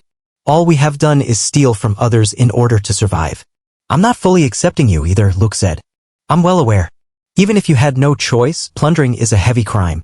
However, the fact that the Dlaken family has forced you to do it is another crime I cannot forgive.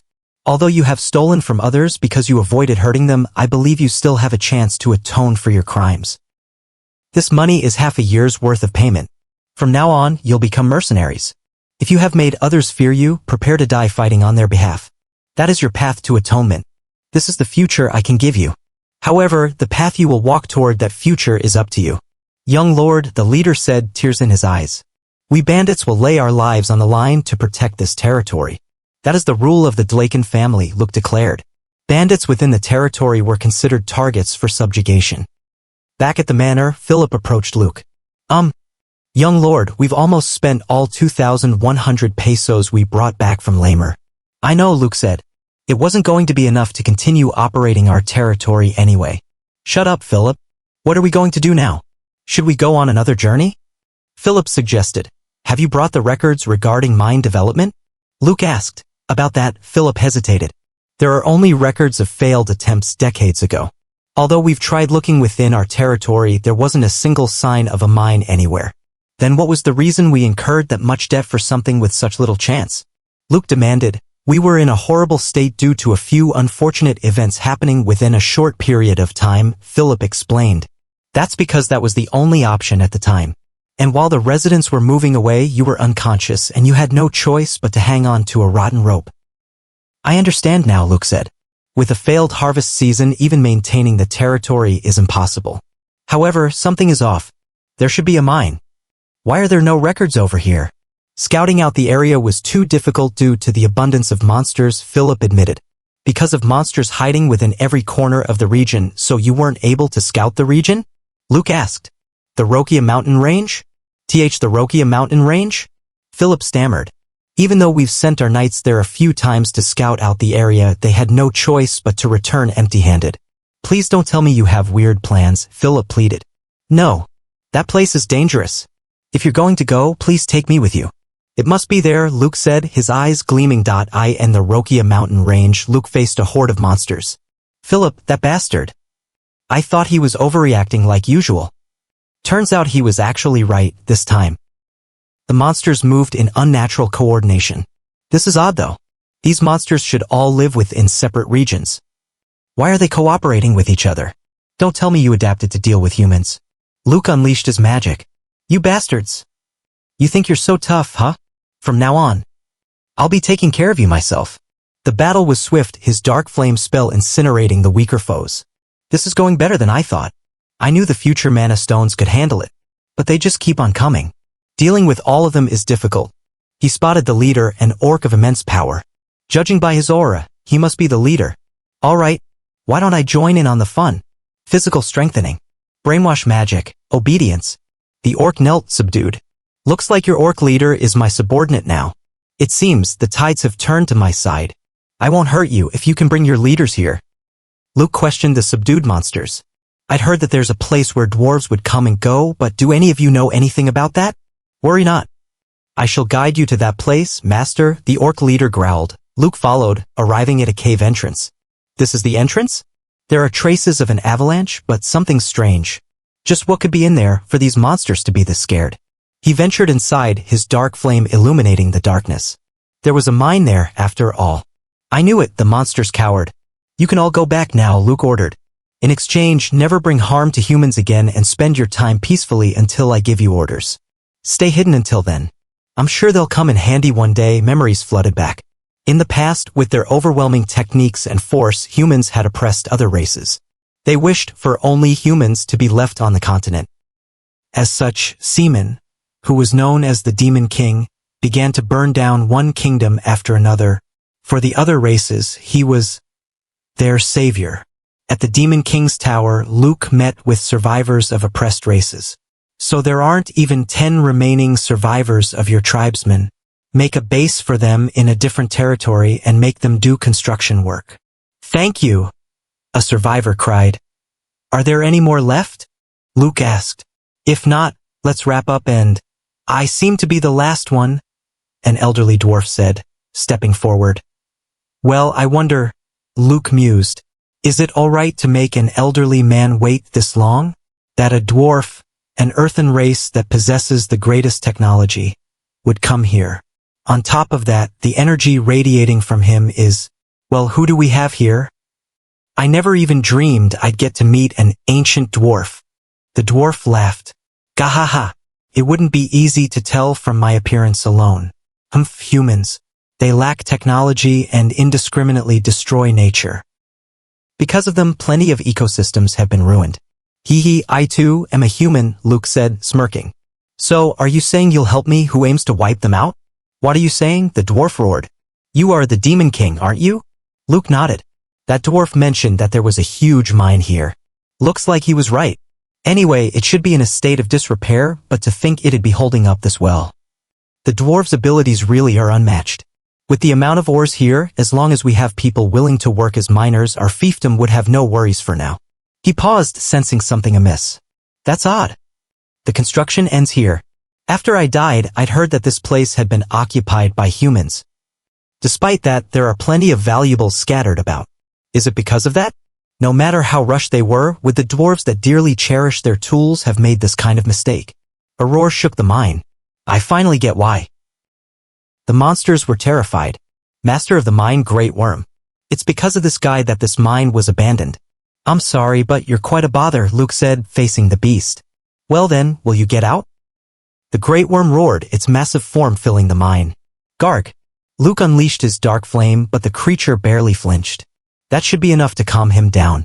I'm aware that my magic has weakened, but what the hell is that thing for my attack to not even leave a scratch? The worm lunged, its hide impervious. There's no way. It ate the minerals and evolved. Luke muttered, dodging.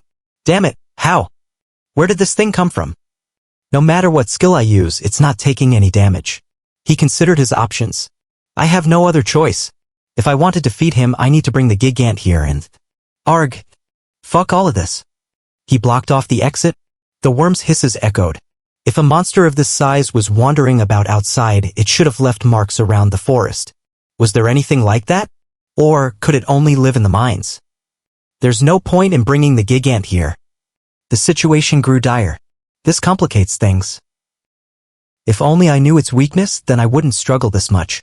A surge in the mana flow caught his attention. The flow of mana was disrupted just now. Buy me some time. If I'm correct, there must be something nearby. Where is it? I found it. An ancient dwarf's pickaxe. A necessity for dwarves when mining. Luke gripped the pickaxe, channeling his magic. Physical strengthening. With this, I'll be able to mine anything. He struck, but the worm barely reacted. Wait, did I not exert enough force? Damn it. Back at the manor, Philip faced Hans's wrath. Philip, were you aware that the young lord disappears every night? Well, there have been times when he would disappear without warning, Philip admitted. You idiot. Are you telling me that the appointed escort knight is unaware of our lord's whereabouts? Hans roared. Every time I tried to follow our young lord, he kept managing to disappear from our sights. Philip protested. Not anymore, Hans declared. There's no need to worry anymore. Actually, I have decided to fully trust the young lord. I believe that the young lord is doing his utmost for the sake of his people.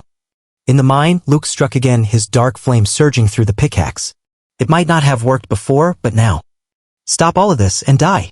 The worm collapsed, the mine trembling. Ha! I'm tired, Luke panted. Seriously, though. I don't think I can handle another one of those things.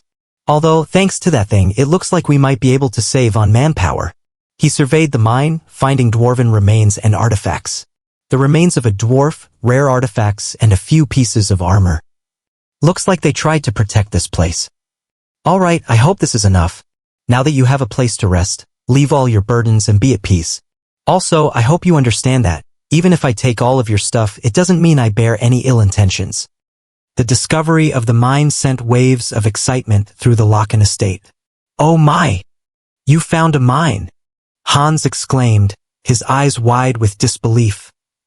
Yes, I saw the mine, and it's filled with, or, Dominate, in fact, Luke confirmed, his voice steady but brimming with confidence. The most important thing is, there's no sign of monsters. Now the territory's financial issues will be resolved.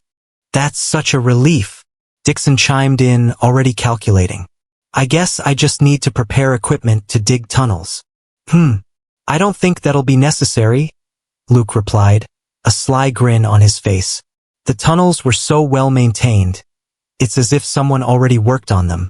With the right manpower, we can generate significant profits. All I did was, I've moved the monsters deeper into the mountain range. If necessary, when the territory's forces are insufficient, they could serve as a strong force.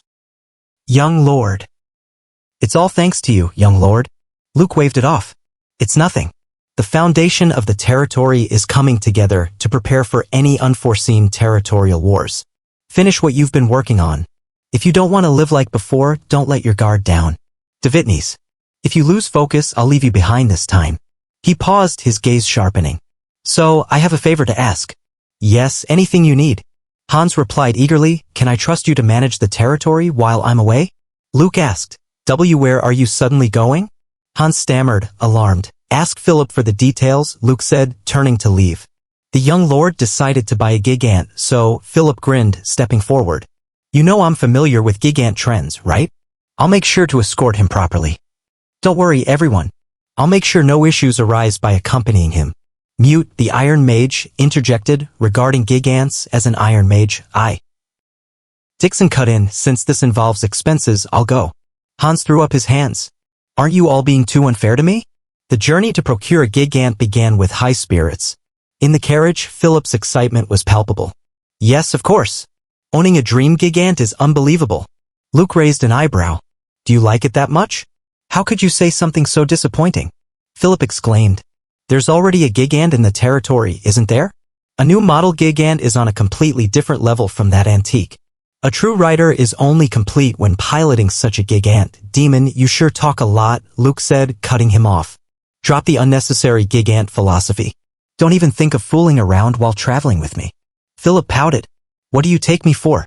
Quiet, Luke snapped. Sigh. If you weren't my escort knight, I'd make you drive the carriage. Rogers chuckled. That's too much, uncle. It was a good call to bring Rogers. He's perfect for shutting Philip up. Their journey was interrupted by a sudden jolt. Nay. Whoa. What's going on all of a sudden? Philip shouted as the carriage swerved. I'm sorry, young lord, the driver called. A trailer suddenly cut in. A trailer. Luke mused, peering out. This is a trailer? It's a kind of massive carriage powered by magical engineering. I've never seen one before. Rogers nodded. It's incredibly expensive, but it's much stronger than a carriage, usually used to transport heavy and large loads. Looks pretty good, Luke said, half joking. Should I buy one? A voice called out, Are you all right, sirs? Judging by your startled expressions, it seems this is your first time seeing a trailer. We are, Luke began, cautious. Who are you people? Merchants from the Shade Trading Company, the man replied with a flourish. We travel around rural territories, buying up local specialties. Ha ha. Of course. We only started recently. But soon, we'll be the top of the Shade Trading Company. Keep an eye on us. Luke's eyes narrowed. Never heard of it. The merchant grinned. By the way, sir, you seem oddly familiar, so I must ask. Are you perhaps a lord of some noble family? Why are you suddenly asking that? Luke shot back. Oh no, I didn't mean anything by it, the merchant said, backpedaling. I've never seen you before. Merchants are always salesmen after all. So we try to build relationships with lords like yourself. Luke's suspicion deepened. That being said, though it's not a place that would interest you much, it's not exactly well known. The merchant laughed nervously. Ha ha. I've committed a faux pas. It's fine. We're busy, so we'll be on our way. As they departed, Luke muttered, I've gotten so used to sales talk that I may have been too forward. Philip leaned in. The people we met earlier, didn't they seem like mercenaries? Rogers nodded. That's what I thought too. There's no way a newly established merchant group could afford a trailer. That Teisel person, the people behind them didn't seem like merchants either. Luke's senses sharpened. That's not all. There was something loaded on that trailer. I sensed a faint flow of mana. Even with thick fabric covering it, the distinct mana flow couldn't be hidden. Philip's eyes widened. Don't tell me what was loaded on that trailer is later that night as they camped, a figure emerged from the shadows. Good evening, sir. Fancy meeting you here again. It must be fate. You seem to be heading in the opposite direction from us. Luke's guard was up. We had some unfinished business to take care of. So what brings you all the way here? Would it be alright if we joined you? Rogers whispered, for a group this size, it seems a bit excessive. The merchant, Teisel, smirked. I underestimated you as a rookie, but you're still the lord of a territory, aren't you? You're quite perceptive, sir. I have no personal grudge, but this is my job. Please die here, my lord. The ambush erupted with a shout. Kill them all, everyone. Especially the blonde young lord, make sure to eliminate them. Understood, the attackers roared, swords drawn. Young lord, please hide behind us. Philip shouted, stepping forward with Rogers. There are too many enemies, protect the young lord, Philip. Rogers bellowed. These bastards dare to attack the Rockin family. We will protect you with our lives. Luke assessed the situation. This is too large in scale to be just an assassination. On top of that, their skills are no joke. They're handling Philip and Rogers' swords with precision. If this turns into a prolonged fight, we'll be at a disadvantage. An attacker broke through, sword aimed at Luke. How dare you point your sword at me? Luke snarled, dodging. Thanks to you, I'm fine. Young lord, are you all right? Rogers called, fending off another foe. These guys are no mere assassins or bandits. If they can get past Rogers and approach me. Each and every one of them is a highly trained knight. Teisel's voice cut through the chaos. Oh my, however, it would be wise for you to surrender now. Damn it. So it was true after all. Luke growled. That energy I felt earlier was from a gigant. Rogers, Philip, close your eyes immediately. Luke shouted, raising his hands. Oh sun, break the silence and shine amidst the darkness. Flash. Arg. My eyes, I can't see. The attackers screamed, blinded. Philip, Rogers, get out of here quickly. Luke urged. Damn it, we can't let them escape. Teisel shouted. Be but captain our eyes. Get yourselves together already. Hurry. Chase after them. Teisel roared that as they fled into the forest. Philip panted. To pull off such a brilliant move in a dire situation. As expected.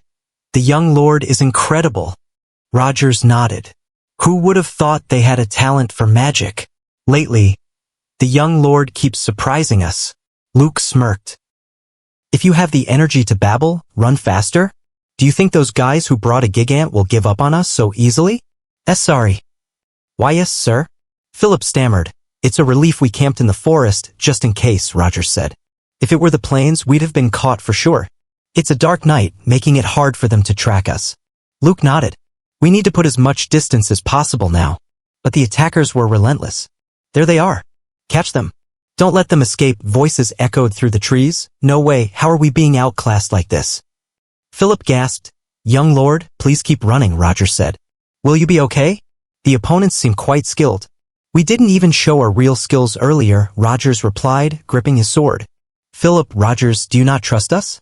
Yes, I'm sorry, but it's hard to show my full ability with you here, young lord, Philip admitted. That makes sense, Luke said. Then I'll leave it to you. It'll be completely different from before, Rogers vowed, turning to face the pursuers. Phantom sword. AARGH, an attacker screamed as Rogers' blade struck true. From now on, to dare try and harm the young lord. I'll show you my true skills. Don't even think about mercy. Philip joined in, his voice fierce. Hey, you so-called merchants. To point your swords at the warrior family, the Locken house, you'd better be ready to pay the price. Elsewhere, chaos erupted in Lamer. Quickly, get some water, a voice cried. Princess. This isn't an ordinary flame. It's as if oil has been poured on it. It's extremely dangerous. You must leave this place at once. Another urged. I can't abandon the people and escape on my own. Raina protested, her voice breaking. Daddy. Daddy. My daughter is in there. Please, save her. I'm sorry, a soldier replied, his voice heavy. I'm sorry. It's been a while, Princess Raina, a familiar voice sneered. I happen to be training nearby. Training at this hour? Raina asked, her eyes narrowing. That's why we're conducting night drills, Count Monarch replied smugly. Isn't this fate? Lately, we've been focusing on disciplining the soldiers to ensure the safety of the citizens day and night. Where did you come up with such lies? Raina snapped. Princess Raina, you scoundrel. I told you before, didn't I? The one making things hardest for the people right now is you, Princess. Live in despair and regret for the rest of your life, Princess. Ha ha ha ha ha. I will never, Raina whispered, her resolve hardening. It seems Rogers and Philip are holding them off well, Luke noted. They even have the power to mobilize a gigant. There's no further pursuit. I still don't know who's behind the enemy, Luke continued, his mind racing. I might have to return to the territory and prepare for war. Taizel's voice interrupted, dripping with mockery. Damn, it seems you're underestimating us too much. Luke smirked. Well, I also underestimated the young lord. Should we call it even? My magic didn't suit your taste. Who would have thought the heir of a hero's family would resort to such petty magic? Taizel sneered. To go this far to catch a mere child, isn't that a bit too serious? Even a lion gives it their all when hunting a rabbit, Luke retorted, laughing. Haha. You guys separated me from my escort knights and think you've cornered me, don't you? Acting so relaxed? Have you given up? Taizel taunted. Or have you gone mad? If you're trying to buy time, it's pointless. Luke's eyes gleamed. Do you know?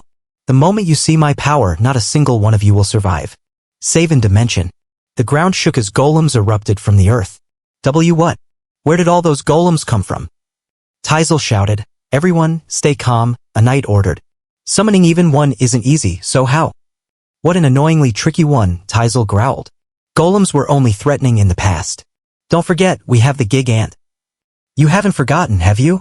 Whoever brings me the young lord's head will be appointed the next knight commander, Taizel declared. Knight commander, you say? A knight replied, eager.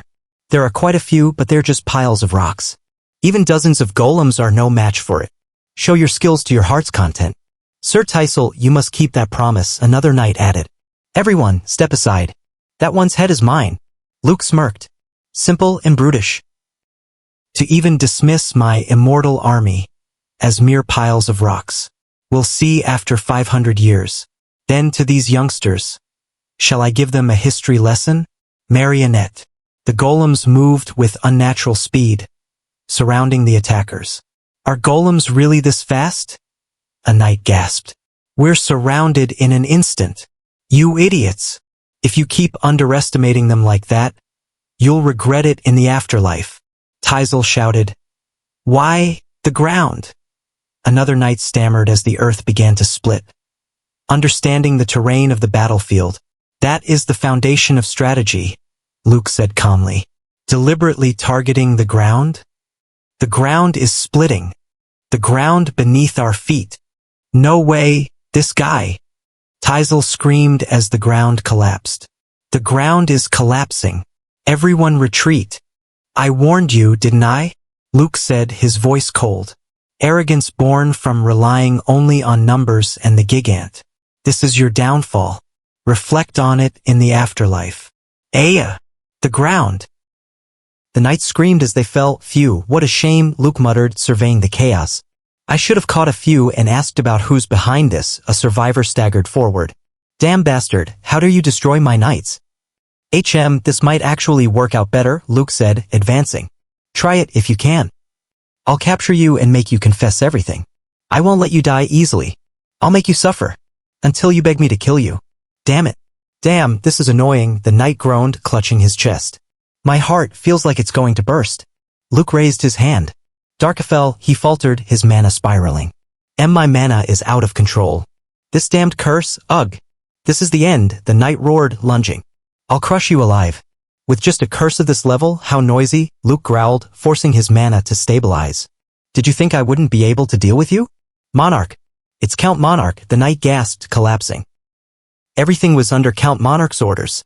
I'll talk. Before my patience runs out, you'd better tell me who your master is. No way, what the hell? A descendant of heroes using black magic, the knight stammered.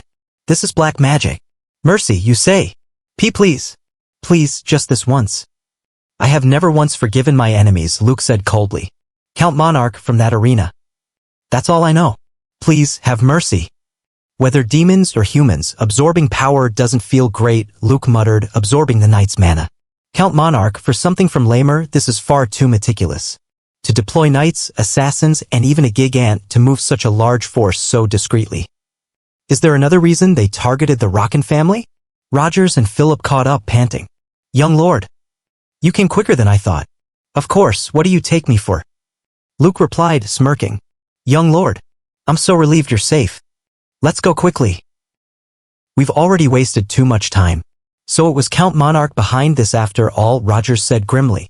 I can't be sure, but either way it's better not to go to Lamer territory. Young lord, you should return to the territory and reinforce the troops further. There's no guarantee something similar won't happen again. Ha! Luke said, glancing at the trailer. After taking this much damage, the enemy won't move easily either. There is a place nearby that sells gigants. Now is the best time to secure a gigant. But without a carriage, there's no way to get there, Philip pointed out. Who says we don't have a carriage? Luke grinned. There's one right there that they brought. Wow, this is a total turn of events. It wasn't intentional, but we got a free trailer out of it. Rogers frowned. Carefree talk, have you already forgotten what just happened? Philip. From now on, more intense training. The young lord's safety comes first. Uncle, calm down, Philip pleaded. Thankfully, it all ended without incident. Besides, the young lord is safe. The ground collapsing right at that critical moment and subduing all the enemies at once. Rogers mused. This must have been the ancestors' blessing. Blessing my ass, Luke muttered. I almost died, unable to take revenge because of the curse. The ripple I felt the moment I tried to use black magic. The power that stopped in my heart. The black circle that was definitely the ripple of a curse. I've regained the power to counter the curse, but it seems the current circle is insufficient. Who in the world could cast such a curse? At the capital's main branch, Darren faced a shadowy figure. Are you the one called Darren? Yes, that's correct. But, Darren replied uneasy. As the intermediary, last year's order from the guild master, our guild was on the brink of success. Why have you called me? The figure demanded. You remember the directive to secure Demon King Seaman's stronghold, right? But some bastard interfered. Interference, the figure mused. How intriguing. Sir, do you know the identity of the one responsible? I'm merely curious, the figure said, stepping closer. Who is the one disrupting the plan? This time I'll definitely succeed. Darren vowed. Speak. Who said I was going to kill you? Please spare me. The city of Brendan buzzed with energy. The scale is amazing, Luke marveled. It seems busier than when I was in Lamer. Of course, Brendan is famous for its many magic towers across the continent, Rogers explained. Thanks to that, the streets are full of magicians, making it the driving force of the city's development. Merchants and technicians flock here. In fact, this is the best place around here to buy gigants. They have everything from warrior class to hero class. Some places even produce dozens of units in just a month. My lord, there's no need to look anywhere else, Philip added. This place even has a branch of the Veritas Magic Tower. Since gigant production started at the Veritas Magic Tower, the foundation is solid. Veritas Magic Tower. Luke muttered, memory stirring. Most of the gigants recognized across the continent were made by them. New magic technology using golems. There's a branch of it here. He recalled a conversation from centuries ago. Elder, You're a genius. The thesis you wrote will change the world. You're too kind, the elder had replied. It's all thanks to the Duke's support. It feels like it was just yesterday. Everything is still so vivid, Luke thought. Giving money to them is unpleasant. I'll take it apart piece by piece, find its strengths and weaknesses, and create something even better. At the Veritas Magic Tower branch, a guard blocked their path. This place is not open to just anyone. Only those of Baron status or higher may enter. Luke's eyes narrowed. They grew so much over 500 years that they even set up a branch here. Are you judging me without confirming my status? Show respect immediately. Ha ha ha. Isn't that family famous for being poor? The guard sneered. Do they even have money to buy a gigant, let alone repair one? How rude, Rogers growled. This is Luke, heir to the Locken barony. Are you insulting the Locken family? Don't pay them any mind, Luke said, waving it off. Even after 500 years, they are still rotten. It's on a completely different level than the magic towers we've seen so far. The tower's grandeur was undeniable. The gigants coming out of these workshops must have impressive volume and quality, Luke noted. What did you just say? A guard snapped. Sigh, but the disgusting attitude remains the same, Luke said. To you who have thrown away all manners, I see no value in spending money here. Damn it. I'm sorry, Roger said, bowing. As the knight captain, it's my failure for such humiliation. No, it's not your fault, Luke replied. If the gatekeepers are like this, the inside of the magic tower must be even worse. Consider it saving time, let's check out another magic tower. Yes, I will guide you to the next candidates, Roger said. Those Veritas guys. I'll let it slide for now since buying a gigant is the priority. But once the job is done, I'll get proper revenge. At the modern magic tower, the atmosphere was different. This place seems worth checking out, right? Philip asked. Yes, it's excellent enough to be one of the top 10 magic towers, Rogers confirmed. I heard no other place can match its production speed. If the quality is good, it must be excellent, Luke mused, admiring the designs. What brings you to our magic tower? Are you looking for a specific gigant? Greetings, I'm Garrett, the general manager of the modern magic tower, a man introduced himself. I'm looking for a gigant in the 30,000 peso range. Do you have any recommendations? Of course, I'll explain everything slowly with this catalog, Garrett said. We have gigants specialized in power, defense, and more. The guidance and explanations are detailed and well-organized, Luke noted. Above all, their customer service is excellent. Unlike Veritas, they don't judge by appearance or status. They seem to genuinely care about their customers. Not all top 10 magic towers are trash, I see. But the visit soured when a customer shouted, What? You can't repair it? This is clearly a durability defect. Please calm down, it's not a defect, it's just, the staff stammered. As soon as it hit, the gigant crumpled like a tin can, the customer raged. No need to waste any more time here, Luke said, turning to leave. They say this city specializes in gigant production, but it's a mess. Back when the Empire had strict controls, only top-tier gigants were made. I agree. But now, as long as you have money, the quality has dropped significantly. A desperate voice caught his attention. This is a truly innovative gigant. Please, just take a look, stop clinging like a beggar. Get lost? A passerby snapped. Sigh. Walking around begging with blueprints in hand, Luke muttered. It explains why gigant quality has dropped so much. He approached the man. This design is quite interesting. Designing the gigant's frame based on golem theory. It might be considered old-fashioned, but it's not bad. Is it thanks to Mute's teachings? Now I can truly appreciate gigants. Tell me how much investment you need. Are you serious? The man gasped. Investment. To finish the rest, I'll need about 10,000 pesos. Take me to your lab, Luke said. Since you said you lacked money, I assumed you'd also lack space and equipment for gigant production. But it seems I was wrong. You at least have your own magic tower, haha. The previous gigant model sold well enough to keep this place running, the man explained. That's why most of the people left and only a few of us remain. But the new model costs too much time and money to make. This guy, he's not a scammer, is he? Luke thought, inspecting a gigant. This gigant is. Sting, isn't it? Oh. Do you know about Sting? The man asked, excited. I've seen it once before. Even then, the magic implementation in the gigant was impressive. Hee. The exterior might look similar. The man said. But this is a completely different machine from Sting. We've applied all the latest technology from our Hallis Magic Tower and redesigned everything from the internal performance. It's Sting too. I'm intrigued. How long will it take? Luke asked. The major work is done, only the fine-tuning remains, the man replied. It'll probably take 1 or 2 months. I'm sorry. Precision work like this requires extra caution. We're short on staff, so it might take a little longer. Then I'll invest an additional 20,000 pesos, Luke said. Hire more technicians and finish it within a week, can you? Woohoo. Please wait a moment. I'll be right back, the man shouted, running off. Everyone. Great news. You can start working again. And also, we can pay you generously this time. Luke smirked. I know very well what research-obsessed magicians are like. I'm looking forward to it the moment this place rises to join the top 10 magic towers. Now that I've gotten what I wanted, he thought, his expression darkening. It's time to start my revenge. Luke slipped into the Veritas Magic Tower under the cover of darkness, his dark invisibility spell cloaking him. Well then, what kind of price should I make you pay? But wandering around like this won't accomplish anything. For a tower's security, it's surprisingly lax. He reached the exclusive archive for senior wizards. I should have done this earlier. The security is weaker than I thought. I just need to quickly grab the magic books from there. A voice interrupted his thoughts. Looking for a useful wizard. Who's born as a high-level wizard anyway? No, if I just have that. I can reach not just mid-level wizardry but even higher.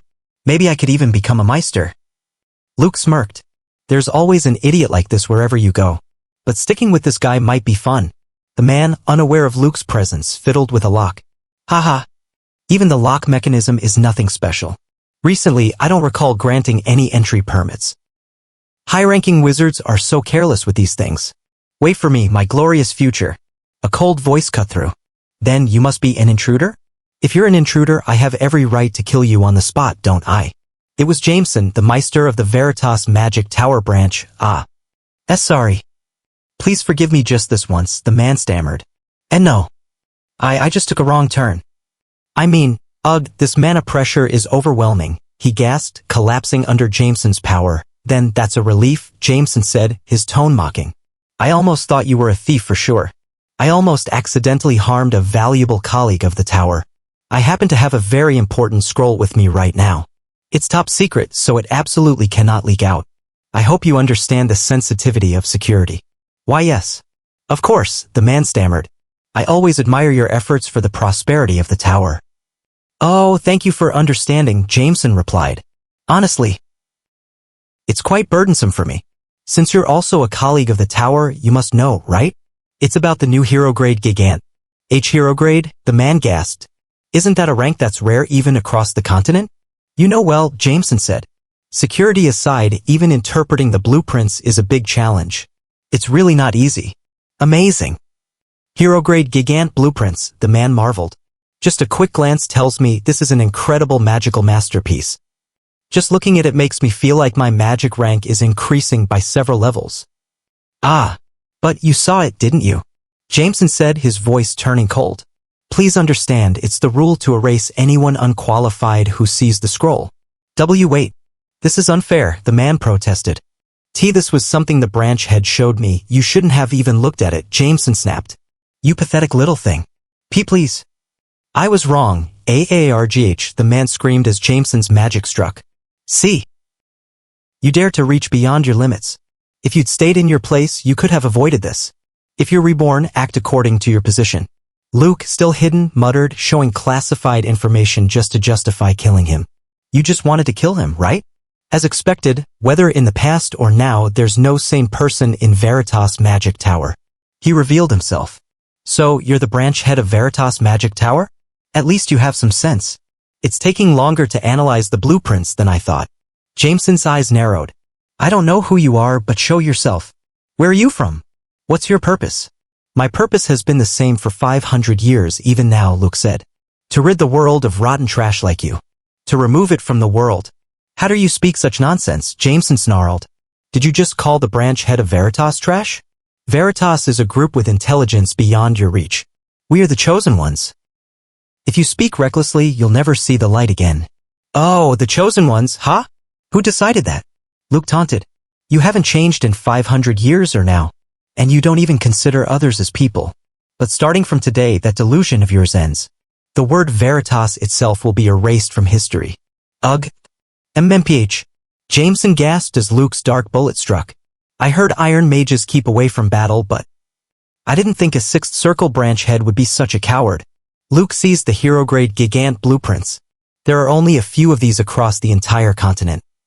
I don't know why they're here, but I'll put them to good use. The secret weapon of Veritas Magic Tower. Ha ha. Watching it destroy the Veritas Magic Tower will be quite the sight. Ha ha ha ha ha.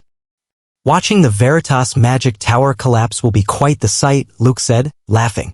I've gained an unexpected great reward. Just losing these alone will be a huge blow to the Veritas Magic Tower. But his satisfaction was tempered. Still, this isn't enough to satisfy me. If this is the price for the secret techniques and magic books you've gathered for 500 years in this space filled with greed built by trampling others, then I should at least give you this as a gift. This is quite a fitting end. Roughly calculating, the damage is equivalent to dozens of gigants, he mused. Securing expensive magic books and hero-class gigant blueprints was a bigger gain than expected. Revenge was the goal, but I gained a lot. Philip noticed his mood. Young lord, you look even happier than when you received the new gigant.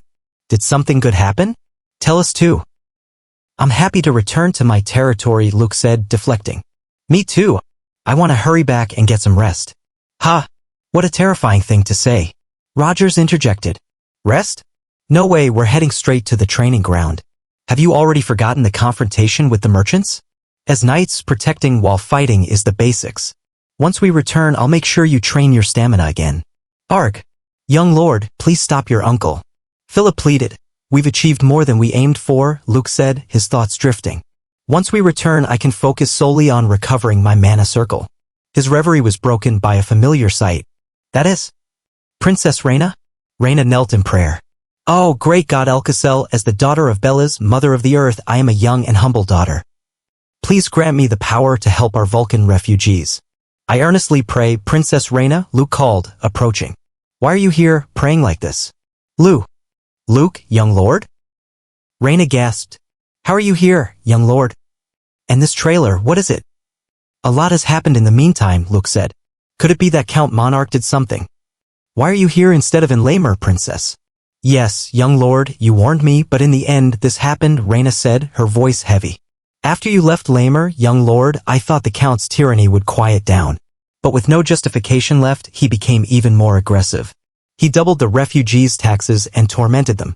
He even set fire to the refugees' homes, injuring and killing many people. We decided that we could no longer stay in Lamer. So we came to seek help from Marquis Myers, one of the 3 noble leaders. But he hasn't agreed to meet you? Luke asked. Yes, not yet, Reina admitted. We've been like this for already 3 days. The princess couldn't give up, so she kept praying at the castle gates until she... Waiting endlessly, exhausting yourself while praying to a god that won't answer, Luke said, frustrated.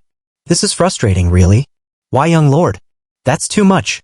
Reina's attendant protested. From Marquis Myers' perspective, he has no reason to accept this, Luke said.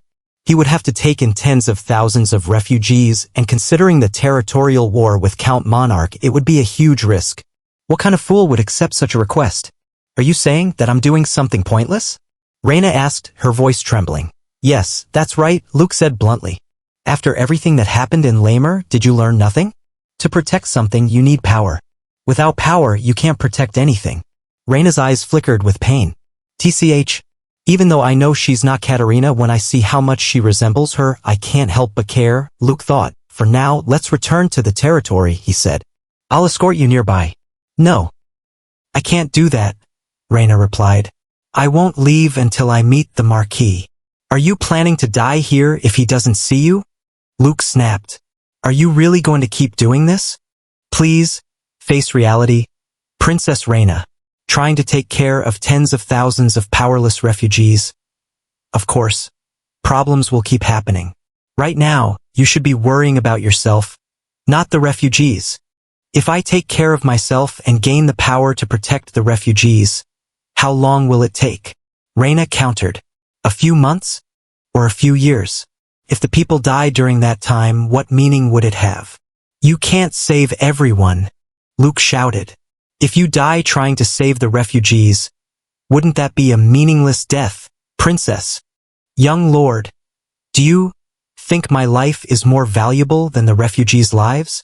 Reina asked. No. Well, of course. Every life is equally precious. Their lives and my life are the same, Reina said firmly. These are the people who believe in me even in hardship. I can never abandon them. From my position, I must do whatever I can for them. Memories of Katarina flooded Luke's mind. Seaman, did you hear the news? Why, just because of a fixed status, should that child have to suffer injustice? We weren't born into this by choice. Don't you think a day will come when everyone is equal? A day when everyone can be happy. If, 500 years ago, someone like you had been by our side, maybe things would have been a little different, Luke murmured. Huh?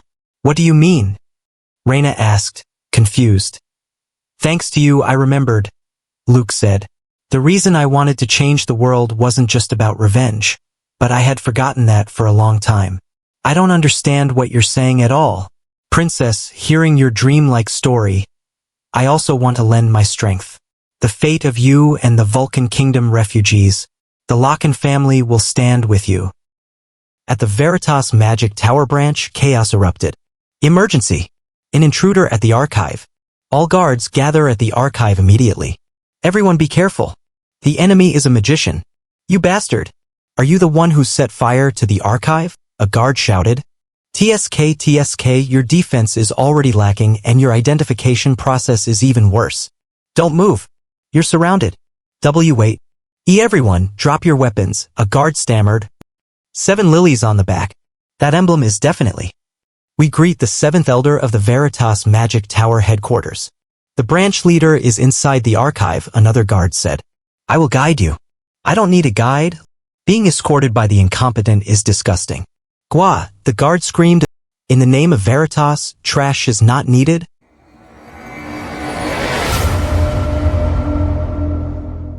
Memories of Katarina surged through Luke's mind. Help, please help me. At this rate, the child will die. A voice had cried centuries ago. Katarina, no. Seaman had shouted. I'll go get help from the nearest village. By then, it'll be too late, Seaman, Katarina had replied, diving into the river. I'll do it. Someone, please, she had gasped, pulling the child to safety. Cough. Thank goodness, Seaman. The child is breathing again. Why did you do something so reckless? Seaman had scolded. You almost got swept away by the current too. I know it was reckless, Katarina had admitted. The moment I jumped into the water, I was scared too. But even so, saving a life sometimes takes reckless courage. I thought you only looked alike, Luke murmured, staring at Reina, but you're just as ridiculously reckless too. Philip's voice broke through. Young lord, what is going on here? I heard you're accepting all the Volga Kingdom refugees. Are you really planning to go to war with Count Monarch? I'm terribly sorry, but I agree with Philip. At this rate, a territorial war with the Count is inevitable. Even though our territory situation has improved a little, we are still not ready for war. That's right. This is absolutely ridiculous. Say you can't do it while you still can. Young lord, it really isn't the time for war. The Count has dozens of gigantes. Even if warrior Locken were to return. Mind your own business, Luke snapped. I'll handle it. Young lord, are you in your right mind? It's 30,000 people. 30,000. Our people are barely getting by as it is. The moment we take them in, we'll be back to the days of starvation. Then where are we supposed to get food? No, I don't want to. I'll say more. Philip shouted. Should I just say everything now? You always sneak off to weird places without your bodyguard. No matter how pretty the princess is, this is too much. Wow, you're acting like a total loner. You're doing this because you've never been in a relationship, right? Honestly, you're only doing this to impress the princess. Young lord, did you not like my joke? Philip asked, shrinking under Luke's glare. Philip, Luke said coldly. Kneel and bow your head. Yes, that's correct, Luke continued, turning to Reina. You said the number of refugees is about 30,000, right? If that many people start moving, they will definitely stand out. Right, they'll be chased down immediately once they start moving, Victor, Reina's butler, agreed. If we took the sea route, we'd reach Locken's territory quickly, Philip suggested. But it's the dry season, so ships can't set sail. The land route is too long. If they chase us, we'll be caught. Should we wait until we can set sail? Reina asked. Even if we set sail, it'll be the same as on land, Luke said. And sending an armed force would be a declaration of war. What if we send troops from the territory to stop the pursuers? Philip proposed. They have ships, so they'll catch up quickly, Rogers countered. We're already struggling against Count Monarch. We can't give them an excuse to get support from the Emperor. Then, is there anything we can do? Reina asked. Do you have a good idea? There is only one way, Luke said. We'll travel by river. To the river? Victor stammered. But we can't set sail, so how? We have a little time to prepare, Luke explained. We'll use that to our advantage. The water is too shallow for ships, but rafts can float just fine. We'll build rafts big enough to carry tens of thousands of people. It won't be easy, but it won't take too long either. That's right, Philip exclaimed. Even if they're big, rafts will float just fine. And it'll take less time than building ships. Well, I disagree, Rogers said. A raft that big will be too slow. If they chase us along the riverbank, we'll be easy to catch. Sharp thinking as always, Rogers, Luke said. If they attack from a distance, we'll have no way to counter. Don't worry. I've already considered that. We'll use trailers. We'll connect the rafts to trailers to make them more stable. With the trailers' mobility, we can easily outrun them. That kind of method. Victor gasped. Right, those trailers are fast even when carrying gigantes. Unfortunately, we don't have the resources to build massive rafts. Don't worry about that, Luke said. We have money left from buying the gigantes.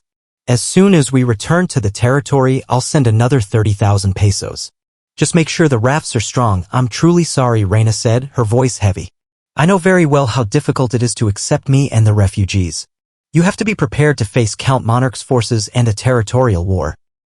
I know how much damage this will bring to the Locken family, but I still...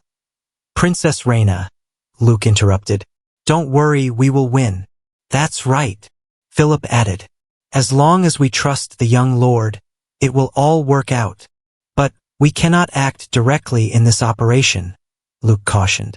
The success depends on whether we can safely reach the river. Can we trust you to lead your people well, Princess? Yes, I will do my best. Reina vowed. At the Veritas Magic Tower. The Meister cowered before Inspector Piero Ottolang. Tsk, what a pitiful sight. If the Meister is like this, no wonder his subordinates are a mess too. What brings you here? The Meister asked. You must be here to hold me accountable for the fire. I have nothing left to lose anyway, so do as you wish. It is only natural that you face punishment, Piero said. But first, I have something else to ask. What did you do with the Atlas blueprints? I knew you stole it long ago, Piero continued. But I was watching to see if you had any dark allies. Yet you seem to act alone. I still don't know what your purpose was. You? Who are you? The Meister stammered. I have met all the elders of Veritas. Each of them possessed vast and unique magical powers. But I have never felt such eerie energy before. They said you were a genius rivaling Albert before the accident, Piero said. It seems that was not a lie. What? The Meister gasped as Piero's magic struck. Since you don't seem willing to talk, I'll see for myself. Where are the Atlas blueprints? The intruder was a dark magician? Piero exclaimed. Dark bullet. Since the Demon King's death 500 years ago, there's only one place where dark magicians exist besides me. The Dark Moon of the Volga Republic. I didn't expect Dark Moon to be behind this. The Volga Republic was founded after the fall of the Volga monarchy, he continued. The fact that Dark Elves are ruling that republic is still unknown. They have been oppressed by humans for a long time. I suspected they might be plotting something, but they moved faster than I expected. Right now, their power is weak, Piero mused. But if they study dark magic and grow stronger, they could become a force strong enough to rival the Baroque Empire. But not yet. The Republic still needs time to grow. If they create a hero-class gigant, the Empire will step in to suppress them. They might even be wiped out. I have no choice but to retrieve the blueprint. He activated a hidden spell. I planted a worm just in case something happened. You've awakened. Oh, eternal lord, with rotten blood and broken bones. I swear my loyalty, then shall we go? Piero said. To the north. Back at the Locken estate, Hans was furious. Is that true? They dared to try to assassinate the young lord. Monarch, that disgusting count. Since they even deployed a gigant, they might have been targeting Locken's territory from the start, Rogers said. The previous gigant accident might have been their doing too. They might be preparing for a territorial war. But to officially declare war, they need approval from the imperial family and the nobles' council, right? Dixon asked. They don't have a justification, so how Count Monarch has close ties to the imperial family so he could get approval easily, Rogers replied. So, creating a justification wouldn't be hard for him. In such a tense situation, is it okay to take in refugees? Hans asked. We're already short on funds just managing our land. It would take a huge amount of money to feed tens of thousands of refugees. Luke arrived, trailed by a convoy. You're here. Is this some kind of new welcome greeting? And what are all those behind you? I thought it was an enemy air raid. No, more importantly, where have you been? This is the war funds hidden by the Demon King Seaman, Luke said, gesturing to the treasure. While I was inspecting the Demon King's castle, I found it under the collapsed wall. The Demon King's war funds? But is it really okay to use this? What if it's cursed by the Demon King? Shut your mouth, Luke snapped. Are you afraid of maggots and refusing to make jam? Just overcome a curse with sheer willpower. This now belongs to Locken's Viscounty. Even if the Demon King's grandfather comes back, we won't return it. Sir Dixon, please calm down, Hans pleaded. Actually, before the mine's full-scale excavation began, this was an emergency fund secretly accumulated using golems and monsters. But if we are to take in refugees, we need funds, so there's no choice. The next thing to do is Luke turned to Rogers. Rogers, do you have a moment? There's something I'd like you to help with. Learning the magic that has advanced over the 500 years since my death and expanding the magic circle is urgent, but if there's ever a situation where magic can't be used, or if we face an enemy immune to magic, we need a way to handle it. I was worried since you hadn't trained in swordsmanship since the accident, Rogers said, but I'm surprised you're the one asking for a duel first. It would be disgraceful if the successor of a warrior's family couldn't wield a sword. Hearing you say that makes me truly happy, Luke said, drawing his blade. And more importantly, your movements are even better than before. You've also become stronger. The duel began, swords clashing. You're reading your opponent's moves, Rogers praised, as expected of Locken's descendant. However, you must have continued training in secret. It's still not enough to be satisfied. In this situation, it's best to let the attack flow. That way, you can chain it into a counterattack and turn the situation around. You're too slow, Rogers critiqued. Countering like that will only give your opponent a bigger opportunity. I thought my past experiences sparring countless times with knights would allow me to keep up to some extent, Luke thought, but still, this level of difference. Sorry, but I actually have plenty of room to spare, Rogers said. You haven't even landed a single effective hit yet. Still, I'm impressed by how much you've improved. Your growth is truly terrifying. At this rate, you could even defeat the Demon King from 500 years ago. That guy, Philip, so this is where he learned to talk like that, Luke thought, smirking. Just like Hero Locken. I didn't expect to fight on equal footing, but I have to land at least one hit or I won't be able to sleep. Physical enhancement, Luke chanted, his speed surging. Never let your guard down, Rogers. Impressive, young lord, Rogers said, parrying. This is impossible. I never expected you could move this fast. It's astonishing. That's Locken's golden sword. A golden sword aura burning as intensely as the sun, Luke thought, his blade glowing. A transcendental level that no one can imitate. Golden sword. How could I ever forget? Locken's swordsmanship, the one that slit my throat 500 years ago. Even though centuries have passed, to me it feels like less than a year. My neck still tingles, but my blood is boiling. Hey, Rogers, Luke said, grinning. If you hold back, I'll punish you, so take this seriously. This can't be, Rogers stammered. It's still weak, but that is definitely aura. Answer me, Rogers. Of course, Luke said, his voice steady. Young lord, you always surprise me. I can still continue, Luke panted, pushing forward. Let's stop here for today, Rogers said. You've done enough for today. Overdoing it isn't good. More importantly, I was truly surprised, young lord. Since when could you use aura? Aura. Luke thought, confused. Did I unconsciously release demonic energy out of rage? Wait, something strange. Aura is the physical manifestation of mana. Simply coating a sword with demonic energy shouldn't turn it into aura.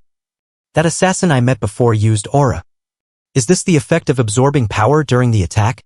Actually, I plan to tell you after completing the silver sword, Rogers said, but seeing how fast you're improving now seems like the right time. Starting tomorrow, I will teach you the golden sword. The golden sword? Luke exclaimed. That detestable Locken's technique. I can make it my own. Wasn't the golden sword supposed to be passed down to only one successor? Luke asked. How can you, not the family head, wield the golden sword? Ah, it seems you've forgotten that part as well, Rogers replied. You do know that the Demon King's curse caused past family heads to have short lives. Fearing that the family's secret swordsmanship would be lost, our ancestor passed it down through the most trusted knight commanders. Thanks to that, the knight commanders have protected Locken's legacy. Even though the lords died young, the family survived because of this. So this was the reason they could continue, Luke realized. Then, if I master the golden sword, can I become a sword emperor like Locken? No, like our ancestor? Unfortunately, that would be difficult in reality, Rogers said, because the latter half, which contains the sword's ultimate techniques, was lost 400 years ago. However, just by mastering the first half, reaching the level of a sword master is possible. In fact, 7 of the past knight commanders were sword masters. The technique that once took my life, Luke thought. But Locken is already dead. The golden sword is now just a technique for me to learn. I will completely absorb it and make it my own. At the refugee camp, Reyna addressed her people. Thank you all for gathering here. It has already been over 10 years since we left the Volga Kingdom and came to Monarch's territory. During that time, we have suffered endless discrimination and persecution. Many of you must have suffered greatly. Because of the oppression and tyranny of the lords and soldiers, instead of protecting you, I couldn't even voice my complaints. You must have resented my helplessness, watching from the sidelines. We can no longer remain trapped in this situation, she continued. Tonight, we will leave this place and move to Locken's territory. But this decision was made by me alone. I understand your fears that the past might repeat itself. I cannot force this decision upon those who are already wounded. Even so, will you trust me and follow me one last time? Let us end the days filled with despair and oppression and begin a new chapter together. Please, I ask you to join me. What are you saying? Of course, a refugee shouted. When you suddenly called us, we thought something had happened. We wouldn't just follow anyone blindly, would we? We know better than anyone the hardships and sacrifices you have endured for us. We are all deeply grateful for your efforts. If it is your decision, we believe it is the best choice, another added. So please, there is no need for you to apologize or worry. We are always ready to trust and follow you, Princess. Princess, didn't I already tell you? Victor said. We have chosen to follow you of our own will. Everyone, truly. I am deeply grateful, Reyna said, tears in her eyes. Also, we just received a message from Lord Luke. The rafts and trailers are ready. What about the Count's movements? A refugee asked. So far, they haven't noticed our movements, Victor replied. Can we really move this many people at once without being detected? I have already taken care of it. At Monarch's estate, chaos reigned. What's the meaning of this? The slums, they're completely empty. They were all here just last night. A soldier stammered. I told you to keep a close watch on them. Monarch roared. Why in the world did you withdraw the soldiers? That... I had no choice, the soldier replied. A plague broke out in the slums? A plague? You mean this? Monarch sneered, holding up a mask. This is just a mask that mimics a plague. Princess Reyna. How pathetic, falling for such a cheap trick. You dare stab me in the back like this? You, ungrateful, after all the generosity I've shown you. We greet the esteemed Count, a cavalry commander announced. The entire Scorpion cavalry has returned from the battlefield. Perfect timing, Monarch said, smirking. There's something I need you all to take care of. Heh. It seems the heavens are on my side.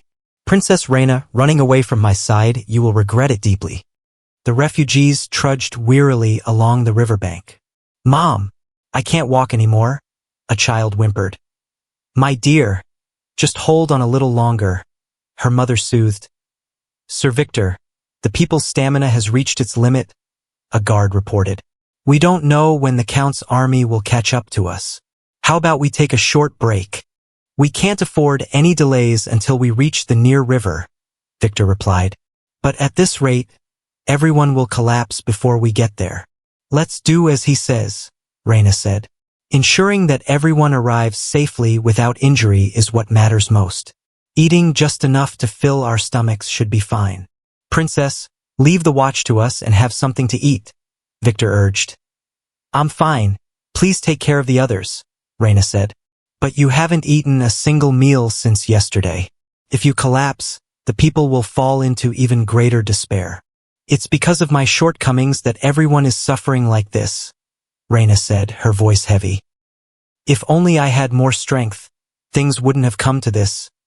Please don't say that, Victor protested. You are our pillar of strength, Princess. It's because it's you, Princess, that everyone followed you this far. Because we know that no matter what happens, you would never abandon us. So please, eat well and stay strong. Thank you, Reina said. Smiling faintly, a scream pierced the air. And no, please, spare me. And no way? That sound, that shouldn't be possible. The Count's pursuers are already here? Everyone, run. Yua. Everyone, run away. The refugees cried, scattering. It's already too late, a cold voice declared. It's time to return, Princess Reina. Please follow along obediently. That is, if you value their lives. It was Viper June, commander of the Scorpion Cavalry. How cowardly! Victor shouted. Taking unarmed civilians hostage and threatening them. Do you have no shame as a knight? Coming from someone sneaking away like a rat in the middle of the night, that's quite ironic, Viper June sneered. It was you who escalated the situation. Well, I wonder. The ones who forced us to take this path were none other than you.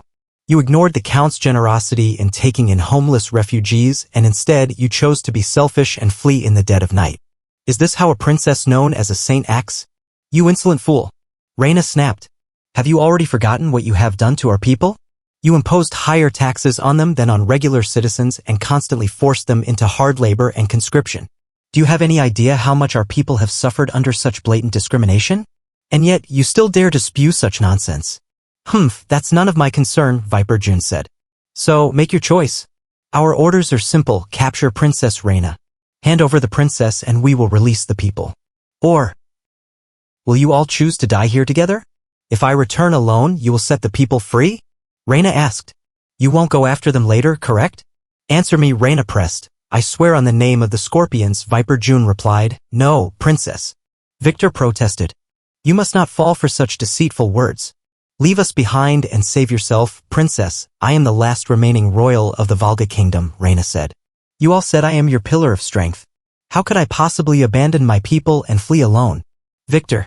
But without my people, I have no reason to exist. Lord Elcasel, is this truly your will? Princess, Victor whispered, tears in his eyes. If it is for them, I am ready to sacrifice myself, Reina declared. Just one thing. If there is but one regret, it is that I never got the chance to properly thank him, Kuhaha. So much effort only to end up here anyway. Viper June laughed. We will safely deliver you to the Count, princess. Now that we have the princess secure, I will now deliver the Count's final order. Kill them all. Kaya, please, spare me. The refugees screamed. This isn't what we agreed on. Did I? Viper June mocked. Did I ever say such a thing? You tricked us. Reina shouted. Let me go. You bastards. Get your hands off the princess. You filthy scum. Perhaps you were famous in your youth, Victor, Viper June taunted. But now you're nothing more than an old, weak tiger. Actually, this works out well. I wanted to make sure you understood exactly what situation you're in. And when your head rolls, everyone will understand. No! Reina cried. A horse's neigh cut through the chaos. Damn it! What the hell is this? Viper June shouted. Lord Luke! Reina gasped, tears of relief streaming down her face. You've come. Truly. Thank you. I don't know the full details, Luke said, his voice cold as he surveyed the scene. But judging from the situation, it doesn't look like I need to go easy on them. The battlefield was a graveyard of shattered armor and broken spirits, the air thick with the stench of blood and the hum of dark magic. Luke de Locken, young lord of the declining Locken Viscounty, stood at the center, his black circle pulsing erratically as golems loomed over the defeated Scorpion cavalry. I pushed too far, he thought, the strain of his reckless mana use gnawing at him.